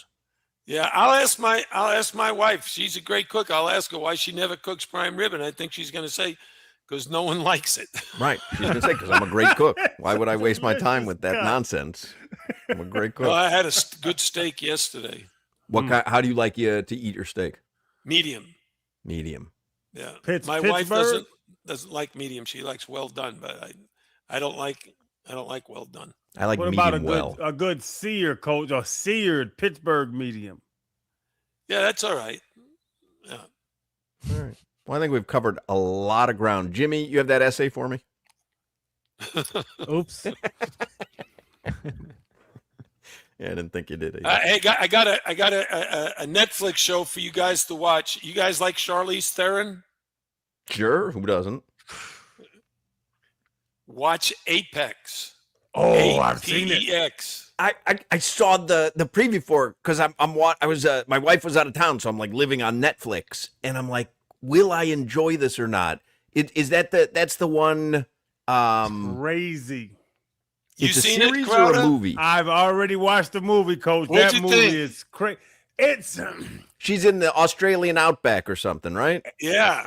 She starts in out it- in Norway, supposedly. I think that was still done in Australia, but the Coach, athletic ability climbing mountains like that, but Coach, her flexibility, her athleticism. The She's 50 years athleticism. old. You're still She watching game is. tape, huh, Coach? how I don't want to give it away, Coach, but how the end? Don't give it away. I didn't like the end. Don't I give didn't it away. like how she figured Don't out. give it away. Don't the give it way to away. leave. Don't give it away. I want to watch Okay. it. Oh, There's no, another you one gotta, that I keep You got to seeing. watch it because she's a what do you say? An outdoorsman, an Yeah. outdoors woman. She starts out as a mountain climber and ends up some of those scenes of whitewater rafting where she's in that kayak are unreal. So is she like a Liam Neeson badass in the movie? Is that like Yeah, but there's only one little fight in it. Doesn't last very long. Well, maybe it's a good fight scene in it. But they're chained to each other, Coach. And I don't giving away the movie now. Don't give What are you away. doing? My bad. But Charlie's this is why you can't talk. Theron, You can't talk movies with Crowder. He doesn't understand how to talk around things. Asked me about Pulp Fiction like it's a new movie. It's Pulp Fiction. It was out. This in one just 88. got released on Netflix. I don't like him, Coach. I don't like Hawk, Coach. Well, one thing is for sure, you guys have nothing in common. We really don't. If you come to my house, my bed is clean. There's no bugs crawling on it. You're not no gonna find bugs any, in my bed. You're not gonna find remnants. You mean of if Crowder came to your house for dinner, he couldn't eat it in your bed? He could Coach, not. In your bedroom? I came to his house one time, Coach. He invited me in his bedroom, and his cat was laying on the bed. It's weird over at Hawk's house. No. Oh, a cat. Yeah. On the bed, Coach. What's wrong with a cat? Because it's not a dog. No, fair. I'll give you that. Dogs, okay. But cats, cats are. Yeah. I'm not a cat fan. Yeah, neither Dogs, was yes, but not cats. Neither My was I. man. I got my arm twisted on that one. All right, who do we have winning tonight, Solana? Home we don't teams. have time. I got We gotta the go. home teams We have winning. to take a break. We got to come back with the 4:00 hour. You're more than welcome to stick around for the headlines in the 4:00 hour if you want. You can do another segment with us, but I have to break here. All right, you want to stick around? I gotta go. He's I got to got another go. speaking engagement tonight. See ya. We love you, Coach. Love you too. All right, there you go. Jim Larranaga. 4:00 hour is next. He said, "I love me." This is Hawk, Crowder, and Solana. What about FD Florida and FD Sun? How about FU? WQAM, broadcasting live from the Edmore Sawgrass Auto Mall Studios. Shop massive savings on a massive Chevy inventory, all backed by Morse at Edmore Sawgrass Chevrolet. Visit EdmoreSawgrassChevrolet.com. Chevy, find new roads. WQAM's Whiskey, Stars, and Cigars, presented by Edmore Sawgrass Auto Mall, returns Friday, May 8th. Talk sports unfiltered with our on-air hosts at Tabacone Cigars and Spirits at Plantation Walk starting at 6 p.m. Enjoy a nice Scotch whiskey from Johnny Walker and a smooth cigar from True Estate. The event is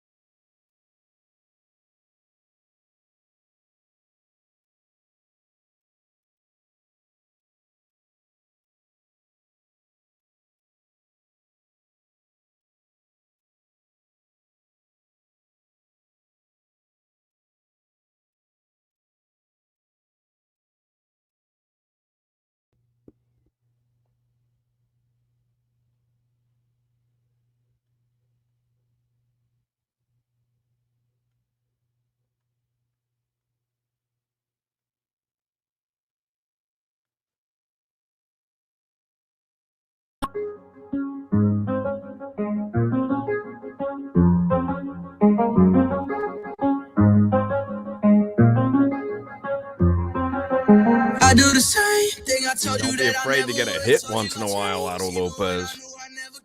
Struck out. Bum. Liam Hicks is up, though. Bum. It's so funny. All right, we went long with Coach L. He is, without question, the best weekly guest. I just love talking to him, and I love the fact that he's got his own topics, too. Mm-hmm. He's like, hey, let's talk about Netflix. Like, he is so perfect for this show that I can't get enough of him. Anyway, Stock Market Report, sponsored by Anajar and Levine Accident Attorneys. Call 1-800-747-FREE, 1-800-747-3733. Down day on Wall Street today. Dow Jones down 280 points, which is about 0.5%. S&P 500, really no movement, down 2 points. And the NASDAQ was actually up 9 points, which is no movement. Couple things. The Eagles are bringing their long goodbye Act 3 tour to Hard Rock Live May 13th. We've got a pair of tickets to give away every day this week, and today we will give the tickets away at 5:20. So a little bit over an hour from now. If you can't wait to win, you can purchase tickets at casino.hardrock.com/Hollywood. Just go to the events page. One other note, Whiskey Stars and Cigars, which is presented by Edmore Sawgrass Auto Mall, returns Friday, May 8th. That's a week from this Friday. You can come on out, you talk sports, you hang out with the QAM staff. We're going to be at Tabacone Cigars and Spirits at Plantation Walk. Enjoy a nice Scotch whiskey from Johnny Walker and a smooth cigar from Drew Estate. It's a free event. You just stop by. You can get all the info right now at WQAM.com. Got to be 21 or older. But it begins at 6 p.m. on May 8th, a week from this Friday. Tabacone Cigars and Spirits at Plantation Walk. Whiskey Stars and Cigars presented by Edmore Sawgrass Auto Mall. 4 brands, 1 location, your local Cadillac, Buick, GMC, and Chevy dealer. We had to work on that day? Well, I'm off, so I don't. But yes, you do. But I got to be there at 6. Nope, you got to be there at 2. Oh, okay. We're doing the show from there. Yes. You slick sons of guns. I think you guys should have Coach L out there to replace me. I'm down. I don't know. I think his price might be a little high. Possible. Definitely higher than mine. Yeah. Way higher than mine. I go for $14. Right? Like, oh, what do you give me? You'll give me a free Aperol Spritz? I'm in. I was excited about this Johnny Walker. I'm just going for Johnny Walker. Right. Let's do headlines. Zach Gelb is going to join us this hour. I want to talk Dolphins draft with him and NBA playoffs as well. Headlines are brought to you by Doral Kia. You always pay less with your Pricito at Doral Kia. Visit them at Doral Kia or DoralKia.com. Today happens to be a very special day for this radio show because they announced the Vezina Trophy Award finalists. We love the Vezina. Mm-hmm. Yeah, we do. Big fan. We do. Andrei Vasilevsky of the Lightning, bum. Ilya Sorokin of the New York Islanders, and Jeremy Swayman, another bum from the Boston Bruins. Now, my Buffalo Sabres were unable to close out that series. They lost in overtime yesterday. I was rooting for you last night. I really was. Yeah. But this gives us just a quick second here to look back on one of the funniest moments in show history, and that's you guys asking Randy Moeller about the Vezina. Interested. Obviously, the goaltending has been fantastic this Both sides. season. Oh, yeah. Sergei Bobrovsky is up for the Vezina Award. The what? The Vezina. The Vezina? Okay. Oh, what is that? Who called it that? Did he call? We said that we were going to do that to you, though, because Nobody. he's won the Vezina twice, correct? Correct. You got It is, without question, in my top 3 moments that's ever happened on this show. It pops up on my timeline every now and then. Someone will stumble across it and like it, and then it pops up. Yeah, that was 2 seasons ago, and Bobrovsky was up for the Vezina, but it's spelled Vezina. And when you see the look on Moeller's face, he does that movie double take. When I say he's up for the Vezina, he couldn't believe. Like, it's, obviously, it would be like asking, Ray Allen about the MVIP award. It's such basic stuff for a guy who's been around hockey all his life. And then, of course, Vezina may sound like something else. Yeah. The reaction from Moeller was 100 times what I thought it was going to be. And it's honestly maybe my favorite moment that's ever transpired live on the show. It just never thought you'd do it. That was great. That was good. great. Just play that. Can you play that video again? Just watch his face when I say Vezina Award. Vezina Award. Hey, go back there just a little bit. Can you move it back? I think has been fantastic this Both sides. season. Oh, yeah. Sergei Bobrovsky is up for the Vezina Award. It really is great when he just does that. He's looking at Tree. He's looking right at Tree.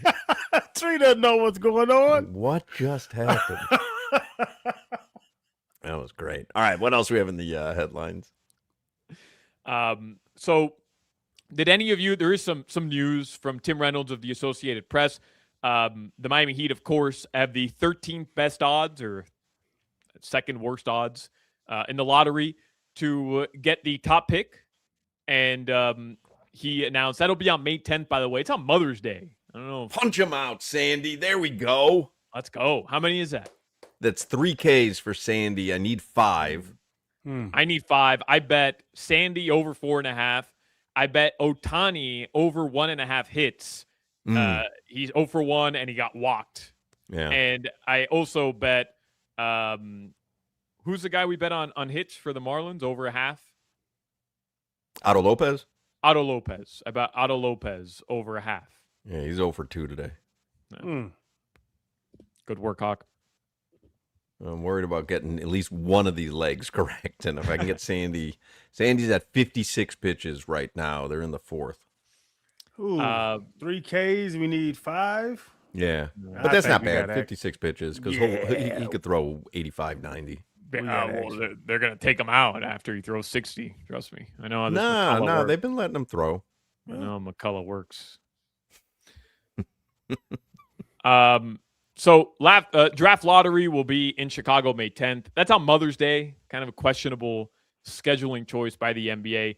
Alonzo Mourning will be on stage for the Heat, representing Miami in that draft lottery. Did any of you see the proposed rule changes that the NBA wants to implement? It has to be voted on, so this isn't official yet, but the new lottery system that they've proposed. No. I did because Michael Wilbon went crazy. Yeah, I didn't see it. I don't understand. I don't understand what the NBA is trying to do. Like, they're trying obviously to incentivize teams against tanking. I understand that, but the bottom 3 teams in this proposed lottery system don't have the best odds at winning the lottery. And like, what if you just suck? You know what I mean? I have to go back and look at the last. I want to look at the last 10 years. Have the bottom 3 teams over the last 10 years actively been trying to lose at some point during the season, or were they just god awful? Huck, I watched the Spurs with Wemby. They were talking about it last night. What was it? Solana, you can help me. You know the names. What was it? Dylan Harper, Wemby, Castle, Vassell. Vassell, the Spurs were trying to be terrible, and now they're very good. So I don't know if that's an an aberration no. of But what were they happens. trying to be terrible, or Yes. did they just have an awful roster because they had years of success? People age out, money out, and then it takes a little while to build it back up. So were they just bad, or were they trying to be bad? Both. I mean, they weren't spending big money on free agents because they wanted to go in through a youth movement and they wanted to build through the draft. Like there's no way. Well, but that's a strategy. That's not resting your good players in order to. It's not doing what Utah did this season. You know what I mean? There's a nuance there. There's the Spurs, and then there's the trust the process in Philly, where they didn't do it right. But both teams, I think, were not trying to win a lot of games. Hawk. Was that another K for Sandy there?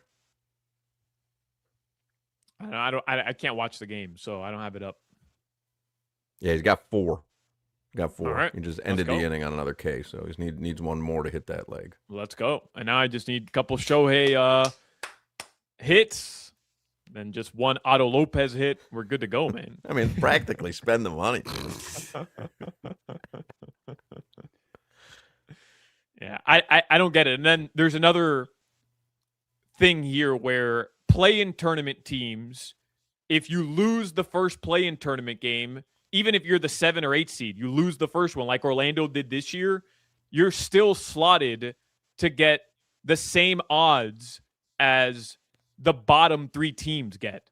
So you could be a play-in tournament team as the 7 or 8 seed, lose that game, you have quality odds now. No matter what happens, you could go on and win the NBA title and still have quality odds. It just doesn't make sense to me, man. None of it makes sense. Just let teams stink. Who cares? It's fine. But what Utah did is embarrassment to basketball. It's embarrassing. They were resting guys in the fourth quarter who were having good games.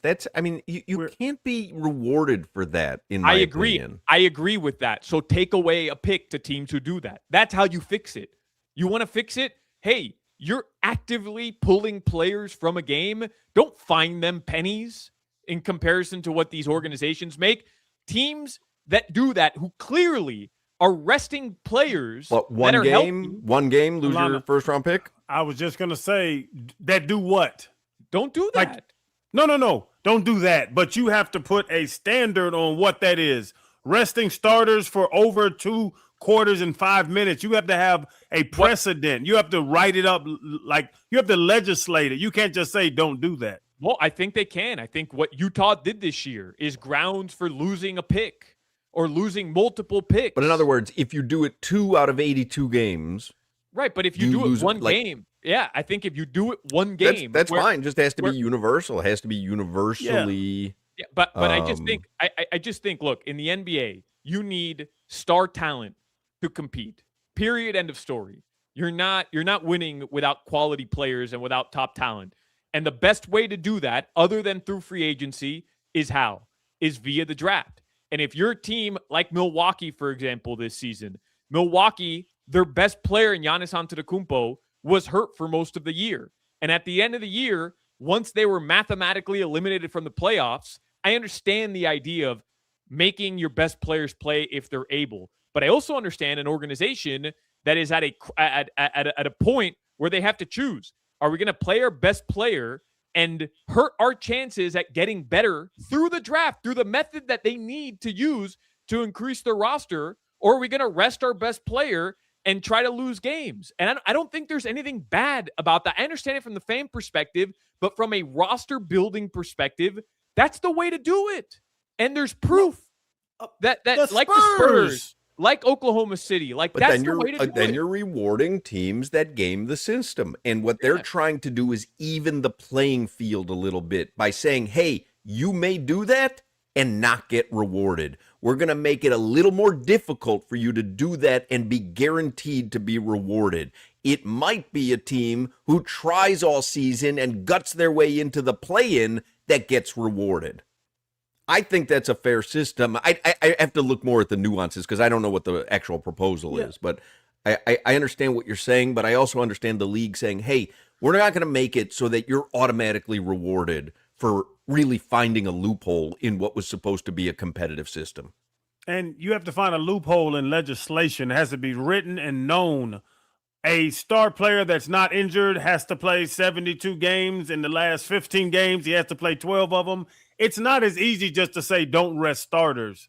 That's what I was saying. The rules, it's very hard to legislate that to take a pick away from. But in other words, what I'm saying is you don't have to legislate it if you make it more difficult to win the top lottery pick or the top 2 or 3 pick by lessening the odds, by making more teams available to getting chances for that number 1 pick, which sounds like what they're doing. So then you don't have to legislate out the game gamesmanship at the end there. You're just making it less likely that it's going to reward you.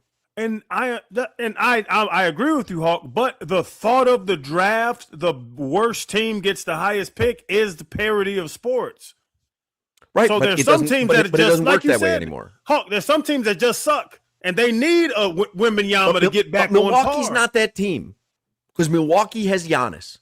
And so you're already saying something to me that kind of blows a hole in what it was supposed to do. It's supposed to be a team that is devoid of stars and devoid of talent. It's not supposed to be a team that's underperforming with one of the best superstars in the league, and then you game the system to try to get someone in to help him out. That's not what was intended. No, and I agree with you, but like I said, I think that's hard to figure out a way to put that into words. Right, which is why you just make it less easy to be bad and get the top pick. You make more teams eligible with a greater percentage, and that way you're not rewarded for it. You might be, but you're rolling the dice. Tonight in the NBA, you do have the Pistons and the Orlando Magic. Magic can close them out as the 8 seed tonight. Wagner probably won't play. The Cavs host the Raptors at 7:30. That game's on ESPN. Kevin Durant is out again for the Houston Rockets. Austin Reeves is questionable. Ding-dong for the Marlins. Hey. Who hit it? Esteury Ruiz? Huh? I never know how to pronounce his first name. Esteury. Esteury? Nope. Esteury. What Starry? Yeah, Starry. He's a Sprite. Esteury. Esteury. Estuary. Well, no, it's Esteury if you're going to pronounce it. Esteury. I don't know how to say this man's name. You don't know how to say his name. Jimmy called him a Starry. I ain't even try after that. Esteury. Esteury. You're right. It's Esteury. Lakers, Rockets, 10 p.m. That game also on ESPN. Pistons, Orlando will be on Amazon Prime. And how about Los Marlins? Thanks to Esteury. They're up 2-1 right now on the Dodgers. It's the rubber match. Fish will be off tomorrow. They're back at home. They took it to Shohei last night. Took it to him. Sir. They get the Phillies. Guy's a bum. This weekend. Who would you rather have? Victor Wembanyama on the Heat or Shohei Ohtani on the Marlins? Wemby.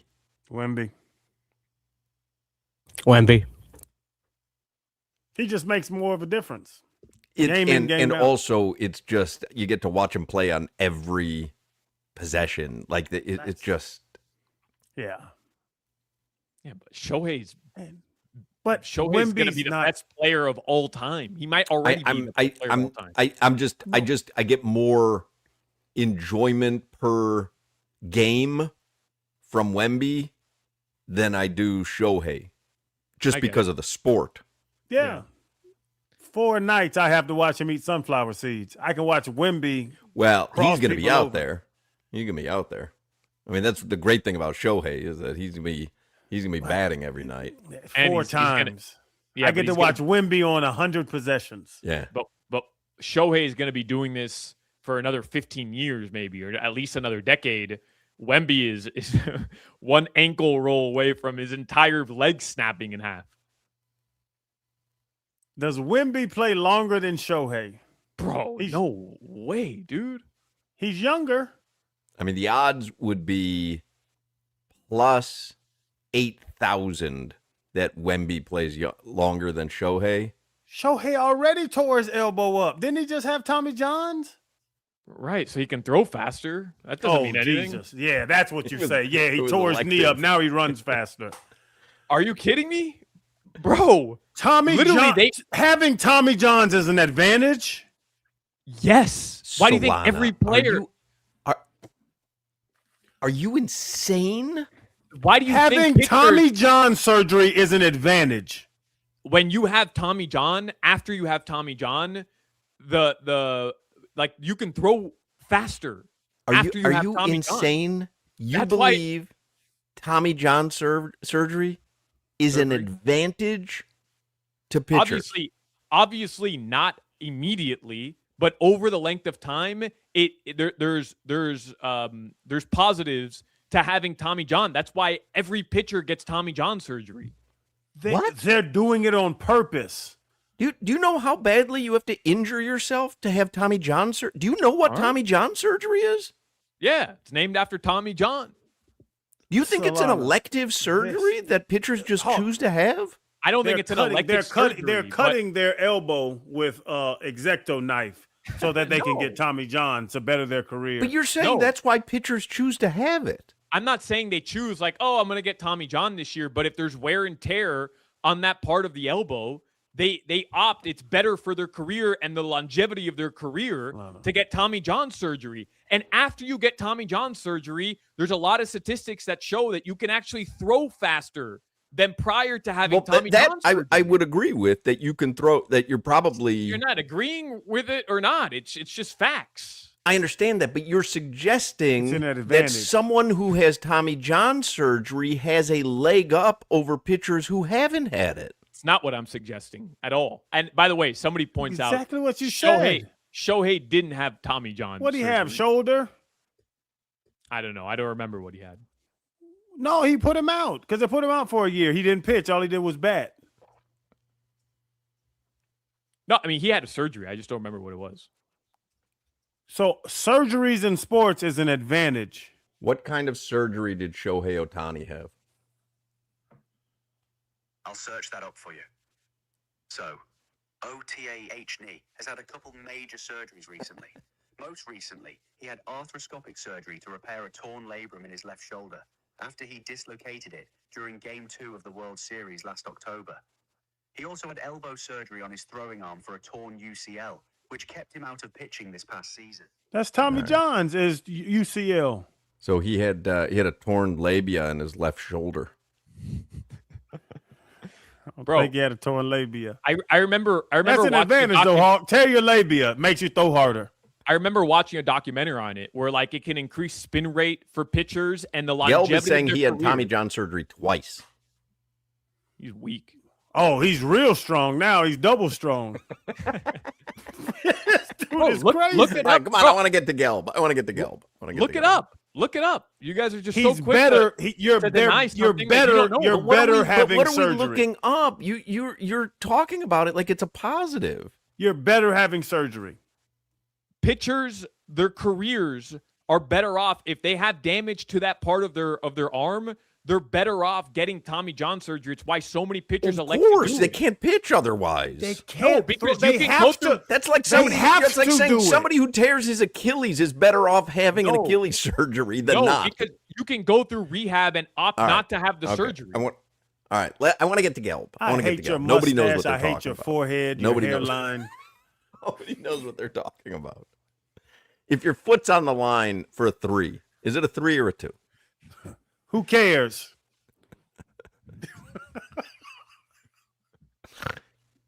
Your weather.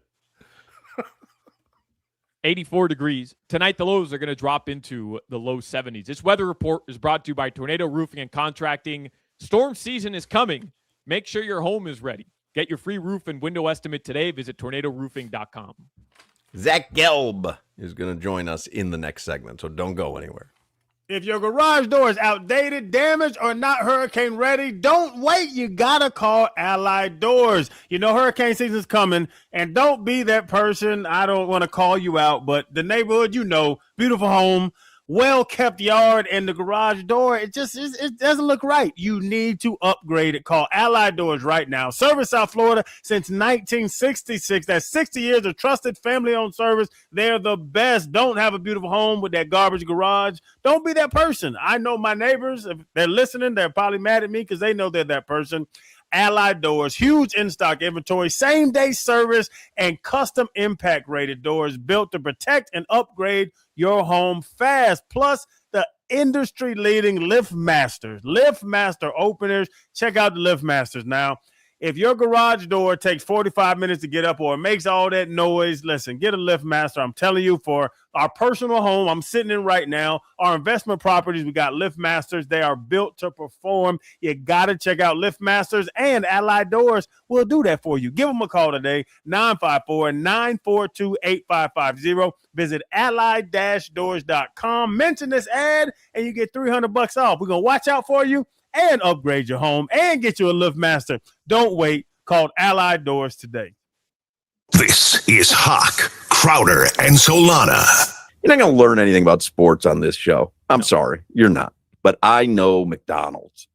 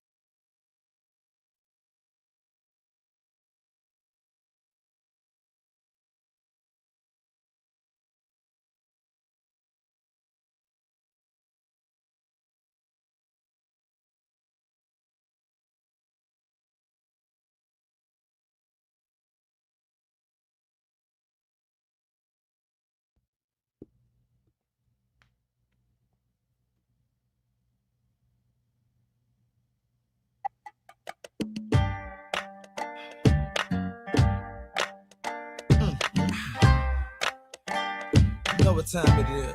Radio danger. Our friend Dr. Lascano texted Solana. Surgery weakens the joint. Surgery always weakens the joint. Zach Gelb. Well, I mean, you're saying okay, like he's not a medical doctor. Aaron Rodgers, Solana. I'm not disagreeing with Dr. Lascano, but the idea that pitchers aren't getting Tommy John surgery or electing to get it more often now because there's benefits longevity-wise to Tommy John, like dismissing that is just ridiculous. Like there's a ton of examples. You're saying that in an improper way. I understand what you're trying to say now.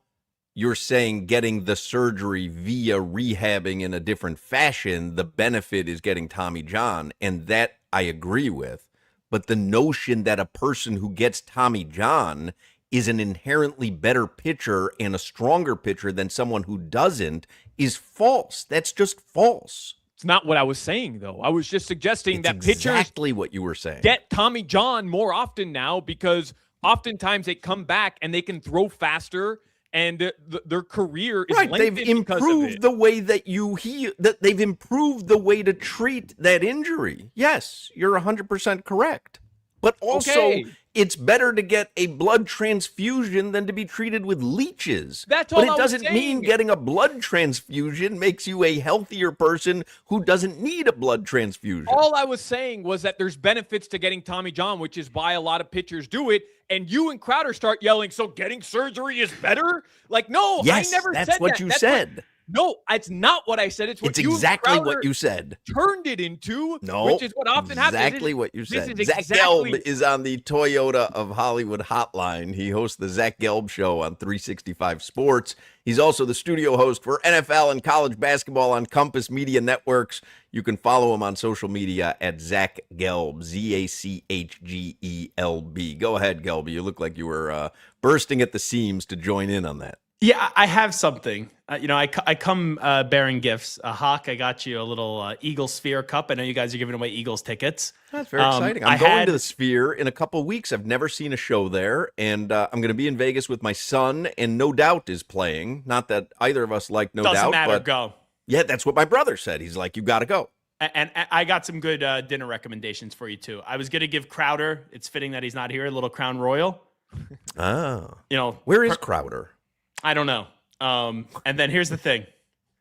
Solana, I have something for you to wipe up your tears with from this last segment. Got you a little towel from the Knicks game last night. Oh, I mean, you're rubbing salt in the wound there, Gelby. I saw you were at the Garden last night. Disgusting. Had some sashimi, some sushi, little cheeseburger. It was a good night. You got good Knicks night. fever? I don't want to get too crazy. They got to close this series out in 6, and then it's going to be a dogfight with the Boston Celtics, where just as easy as they could win it, they could just as easily lose it. So I'm not going to be delirious yet.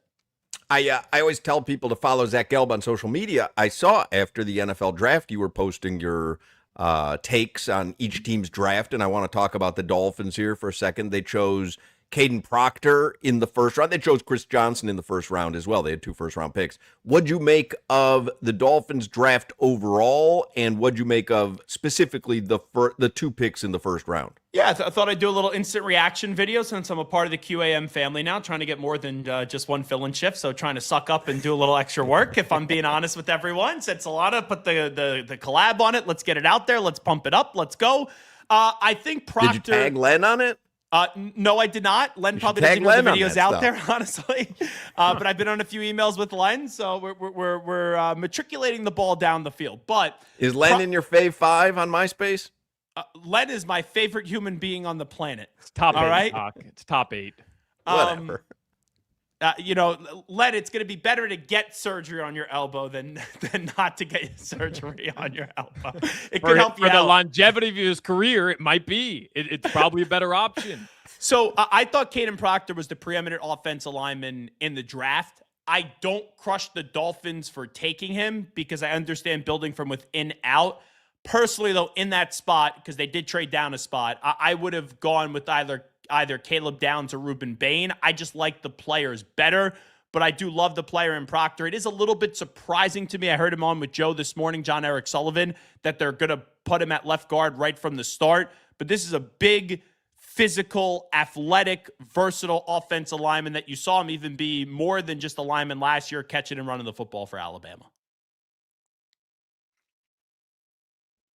Kenyon Sadiq, Gelb, that didn't exactly pan out the way you said it would. But are you surprised at where certain teams selected like the weaponry that they were trying to look for? Because there was a lot of instances, like Concepcion went a little bit higher than I expected him to. Like, it almost seemed like a lot of teams were reaching for some of the weapons in the draft. Yeah, I thought Casey Concepcion kind of went where he was mocked for most of the process. Then the week before, people had him falling out of the first round, so maybe that's why it alters that. I thought Carnell Tate, who I think should be really good, was early at 4. I thought that the Chiefs could be all in on Monsieur Delane. I didn't think they would end up trading up and needing to do that to get him at 6. But yeah, it was a funky draft because you really didn't know where these guys were going to go. And I actually walk away from this draft, and there's a lot of work for the Dolphins to do. But the Proctor pick was good. Jacob Rodriguez is a good culture guy. And the guy that I really liked that they picked later on in the draft was Kyle Lewis. I was a big fan of Kyle Lewis and Rasheem Biles last year, the last 2 years for Pitt. That's just an athletic linebacker who may be a little bit undersized in the NFL. But I thought that John Eric Sullivan and company, did they have the greatest draft in the world? No, but I don't have a reason to sit there and go, wow, these guys can't work after one draft. By the way, Otto Lopez got his hit, Solana. So now we need a strikeout from. Where were you, Crowder? You missed 10 minutes of the segment. I was talking to because everybody's coming down. Randy, my dad, we're doing a ocean memorial for him. We're dropping his ashes into the ocean this weekend. So my mother-in-law's down, and we were talking in the kitchen. Man, what a jerk Hawk is, getting all over you for late. You see what I'm saying? I don't think that's a valid excuse, though, to miss 10 minutes of the segment. She got down yesterday. I care about people, Gail. Hawk doesn't. She got down yesterday. The show's on from 2 till 6. I've had plenty of tragedy in my life. I haven't missed 10 minutes of a segment. If it was avocado toast, though, Hawk would be right out the door for 15 minutes. I mean, I skip an avocado toast if I'm running late. I mean, have some sort of internal clock. I mean, the flagged for delay a game. Where was that restaurant that you were at? You were sitting, I think, with the owner of the restaurant, and they had a great baguette. Oh, in Delray Beach. Oh, that looked like a good piece of bread now. Tartelette. So I love, and we're very friendly with the owners of Tartelette. They were in downtown Boca, where I live, and then they're building a hotel. So they kicked all the tenants out, and they moved to Atlantic Avenue in Delray Beach. I am telling you, this is an unpaid endorsement. Tartelette on Atlantic Avenue in Delray Beach. They've got, everything. She's fantastic French patisserie. She knows everything. But that baguette that I love sitting down and having just a baguette with some butter, jam, or some brie was with it on that one. It's one of the best baguettes you'll ever have. The streets are talking, though. I just saw you and the owner of the restaurant, beautiful looking lady. People are wondering, is that the Mike Vrabel, Diana Rossini of the bread world? Well, Lori is out of town in San Diego, and her husband, Dilgay's husband, was not there that day. And I said, well, I'll come over and I'll have a baguette and a cappuccino with Someone should check your Spotify playlist. Hawk, and Gail, he's talking different. Yeah. No, listen. Don't take the heat off me. 10 minutes out of the segment, guy. Don't take the heat off me. That big Hawk is swinging right now in this segment. I'm thinking about bringing his mother-in-law on and seeing if she was actually having a conversation with him these last 10 minutes or not. You just said my guess is he was trying to thaw out a Uncrustable. So let me ask you a question. Like in the Jewish religion, when someone dies, it's like a lot of sandwiches and cookies. For an event like this, what's the food spread looking like? Well, this is just a family thing, right? You're going out to the ocean. Yeah, but you got to feed everyone, right? No. We're going out. We have I casted. This is so funny. I casted a big cross with cement. So I got cement and I casted a big cross for my dad. So I put his ashes in there. I put some weed and some vodka inside the cross. And now I'm going to go out on Saturday morning. Look at that, Crown Royal. I'm going to go out on Saturday morning and I'm going to drop the cross. This is great, though. I'm going to drop the cross on a fishing spot that me, my son, all my nephews, my brother-in-law, my sisters, my nieces, everybody's fished on my same fishing spot. Huh. So now for the next 4 generations, 7 generations, we can go fish with Big Randy because I have his cross on the fishing spot. I think it's amazing. Who wants to tackle this one? Say something funny.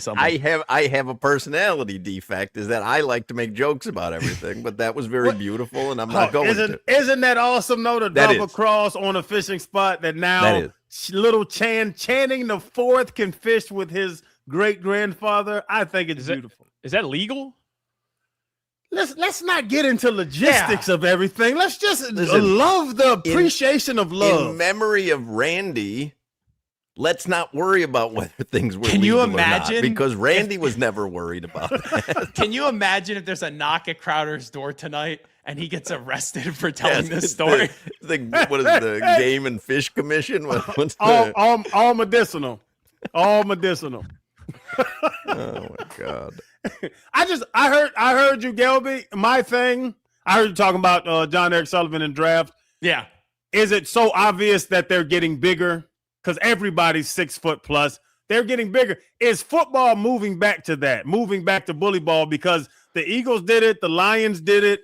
The Rams are trying to do it now. You see all their drafts are big dudes. Like, is it going back to that? Because me and Hawk, we go back and forth about track meet stuff and wide open game. And you see the teams that start winning are starting to play that bully ball approach again. Yeah, I still, and I know I'm still high on Jalen Hurts. Sam Darnold is, not a great quarterback, but you look at the last 2 guys that have won Super Bowls, and it's no secret. If you beat the crap out of people in the trenches, you're going to win a lot of games in this league. But ultimately, the Dolphins, they are going about it that way to build back up this team, but they still need to hit on a quarterback because I don't think anyone believes that Malik Willis is going to be the long-term answer for this organization.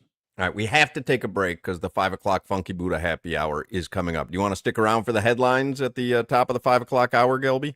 If you want me to, sure. I mean, if you got nothing to do, I'd love to have you around. Yeah, I'm just making some chicken meatballs and some broccoli tonight, so I could delay that process. Why'd you make a face, Solana, when I said that?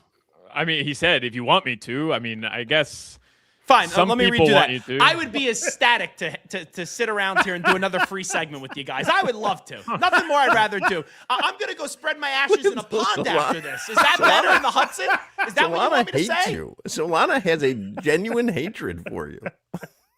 No, maybe that's why. Oh. Maybe that's why. Hey. Oh, my God. I gotta tell him, Anthony, what's his name? Carl Anthony Towns is going to let you down. I saw on the show sheet today, Played too, well last celebrity night. birthday today, David Lee. That on my celebrity birthday list. Warriors legend. All right, we got to take a break. 5 o'clock Funky Buddha happy hour is coming up. Zach Gelb will stick around with us for the headlines in the 5 o'clock hour. We are giving away the Eagles tickets in the 5 o'clock hour at 5:20. We are giving away the tickets to see the Eagles at Hard Rock Live, so do not go anywhere. 5 o'clock Funky Buddha happy hour is coming up next. I'll be back in 30 like Crowder, all right? Anniversaries are special, and my friends at Ed Morris are celebrating 80 years in business. My buddies, Chris Atkins, the GM over there. Y'all see Teddy Morris, my homeboy. He does the commercials. You see him on TV. They have put together an amazing team. And over at Ed Morris Sawgrass Cadillac, they are commemorating the occasion of 80 years by giving you special savings on Cadillac luxury. You got to check out these all-electric Cadillacs. They are beautiful. The all-electric 2026 Cadillac Optic right now, you can get for just $349 a month. And the all-electric 2025 Cadillac Lyrics for just $369 a month. I'm telling you, you have to check them out. They are beautiful vehicles. They are amazing. They are revolutionizing the electric cars. They are beautiful. Ed Morris has been family owned and operated for 80 years, so they know how to take care of the customers. That's why backed by Morris means so much. Being backed by Morris, from the trade-in to the sale to the lease to the service. Once you get your car, they send you emails, they send you texts, they call me all the time. Hey, man, come in. Your tires might be low. I'm telling you, being backed by Morris is a different feeling than any other dealership you've ever dealt with. They know how to take care of their customers. Don't miss out on these 80th year anniversary savings. Go see my friends at Edmore Sawgrass Cadillac. 6-time dealer of the year. That's not a mistake. It's probably because they're backed by Morris. They've been backed by Morris. They've seen what backed by Morris means. Go over there on Sunrise Boulevard and the Sawgrass Expressway. Visit EdmoreSawgrassCadillac.com. And remember, you got to be backed by Morris. Click EdmoreSawgrassCadillac.com. You're listening to the Hawk, Crowder, and Solana Show. Ain't no way Solana got a degree.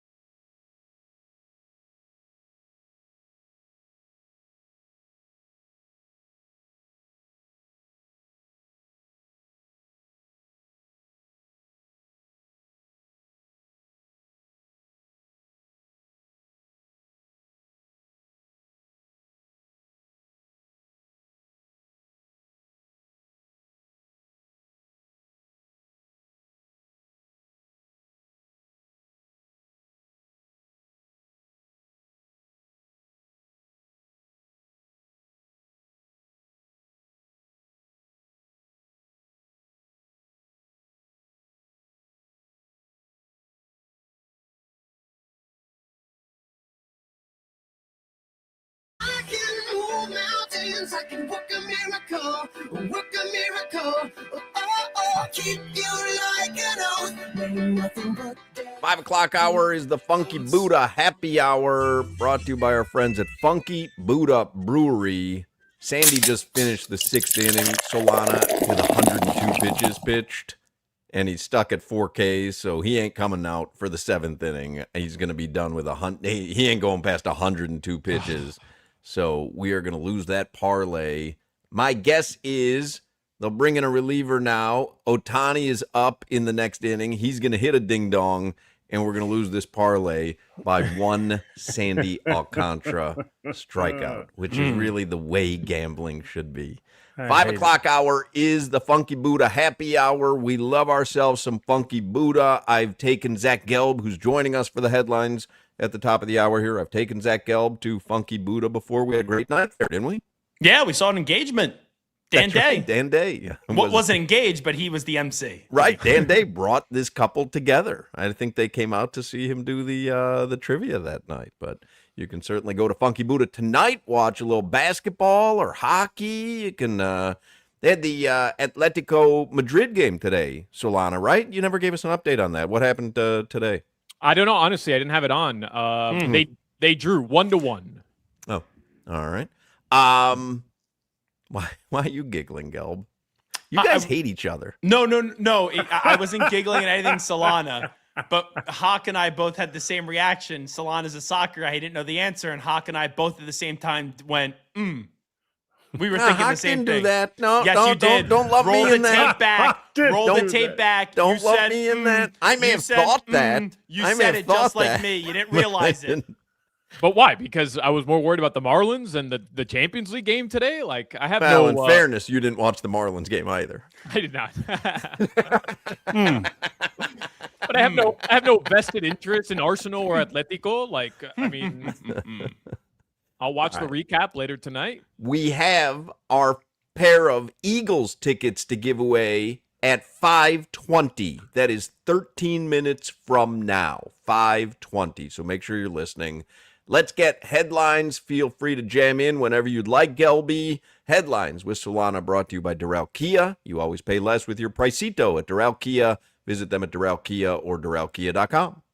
Arsenal and Atletico Madrid drew to a 1-1 draw in the first leg of two in the second UEFA Champions League semifinal. Your thoughts, Gelb, on Arsenal potentially blowing their status in the Premier League after losing to Manchester City last weekend? Yeah, got to watch that Messi with that ankle. Maradona maybe comes back from the grave, and Freddie Adu still waiting for him. I think Freddie Pele was at his best when he was with the New York Cosmos. All right, what else? I think Freddie Adu was announced as one of the broadcasters for Fox and their entire World Cup coverage. Him and Kobe Jones. Serious? Yeah, I'm pretty sure I saw that this morning. Yeah. It's pretty cool. Yeah. What's Jamarcus Russell going to be doing NFL games this year next? Why? Was Freddie Adu akin to Jamarcus Russell in the NFL? It's supposed to be the next Pele. Oh, I remember. Like, he flamed out that badly? Brutal.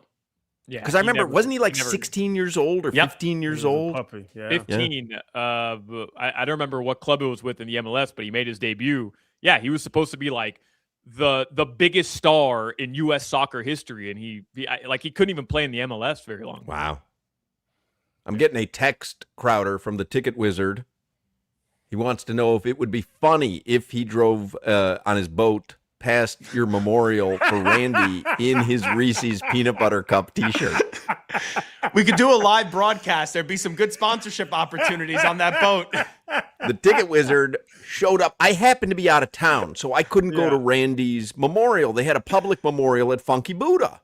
And they brought, and so my college roommate, my best friend Barry, the Ticket Wizard, he went because he knows Crowder through the show. That's and my he man. called me and he's like, do you think I should go? And I said, yeah, absolutely. Barry gets out of the car at Funky Buddha and he sees Zach Thomas. He's wearing a suit. And he sees Crowder's wife. She's wearing an evening gown.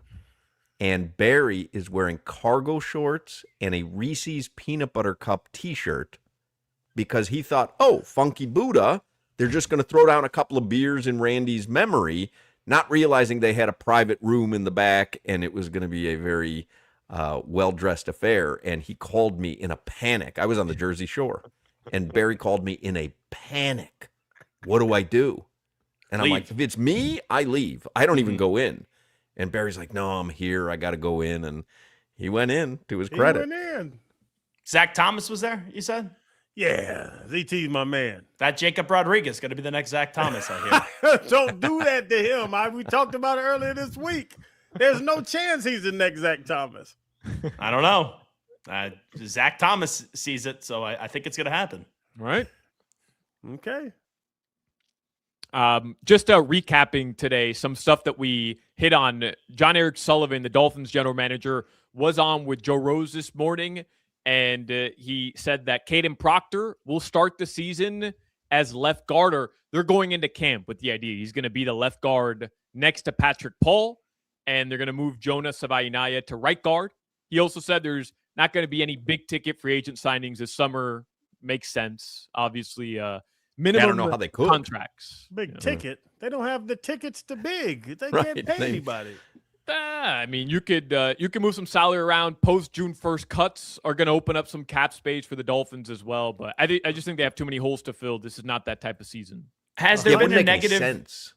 Has there been a negative reaction today where people are saying, "Oh, you used the 11th overall pick, or what ended up being the 12th, and a guy that's going to start the season at guard"? Yeah, go look at my mentions on that tweet. Well, those people don't know ball then. So Solana pointed out astutely there, though, go into camp with the thought that he's going to be the left guard.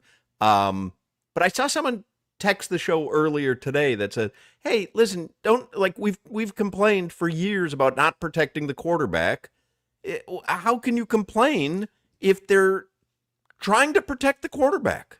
So I remember when I was in Philadelphia and Lane Johnson got drafted, and they were like, back then people only cared about left tackles.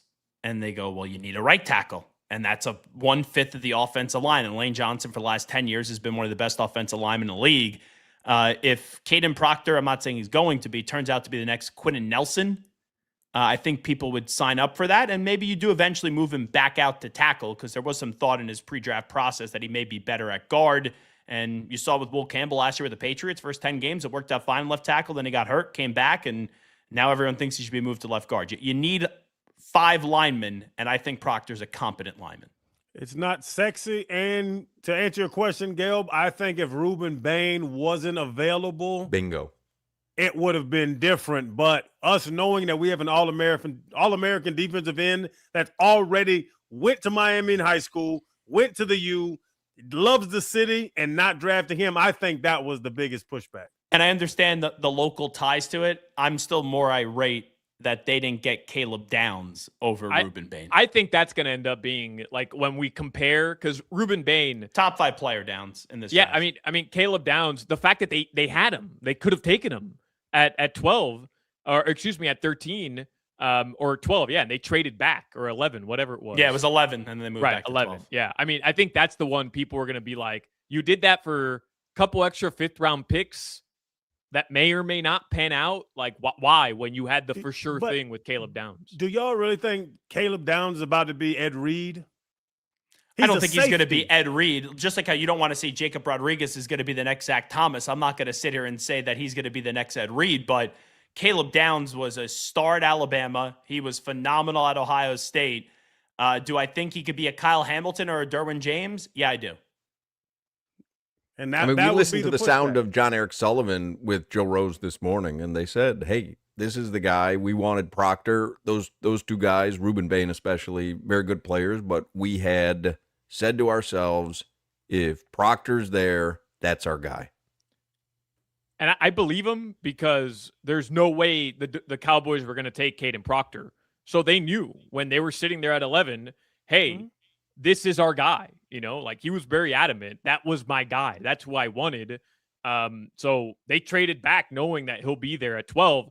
The interesting one, Gelb, to me is, if the Giants don't take Maui Noah, do the Dolphins then go with Francis Maui Noah in that position? That one to me is also a question mark. Like, would they have taken Caden Proctor no matter what if Francis Maui Noah was there? I don't think they ever thought that Mawanoa was going to be there. Right. But in your hypothetical, they would never say it. And even though I like Proctor better than Mawanoa, I think they would have taken Mawanoa over Proctor. He has a bad back, spinal.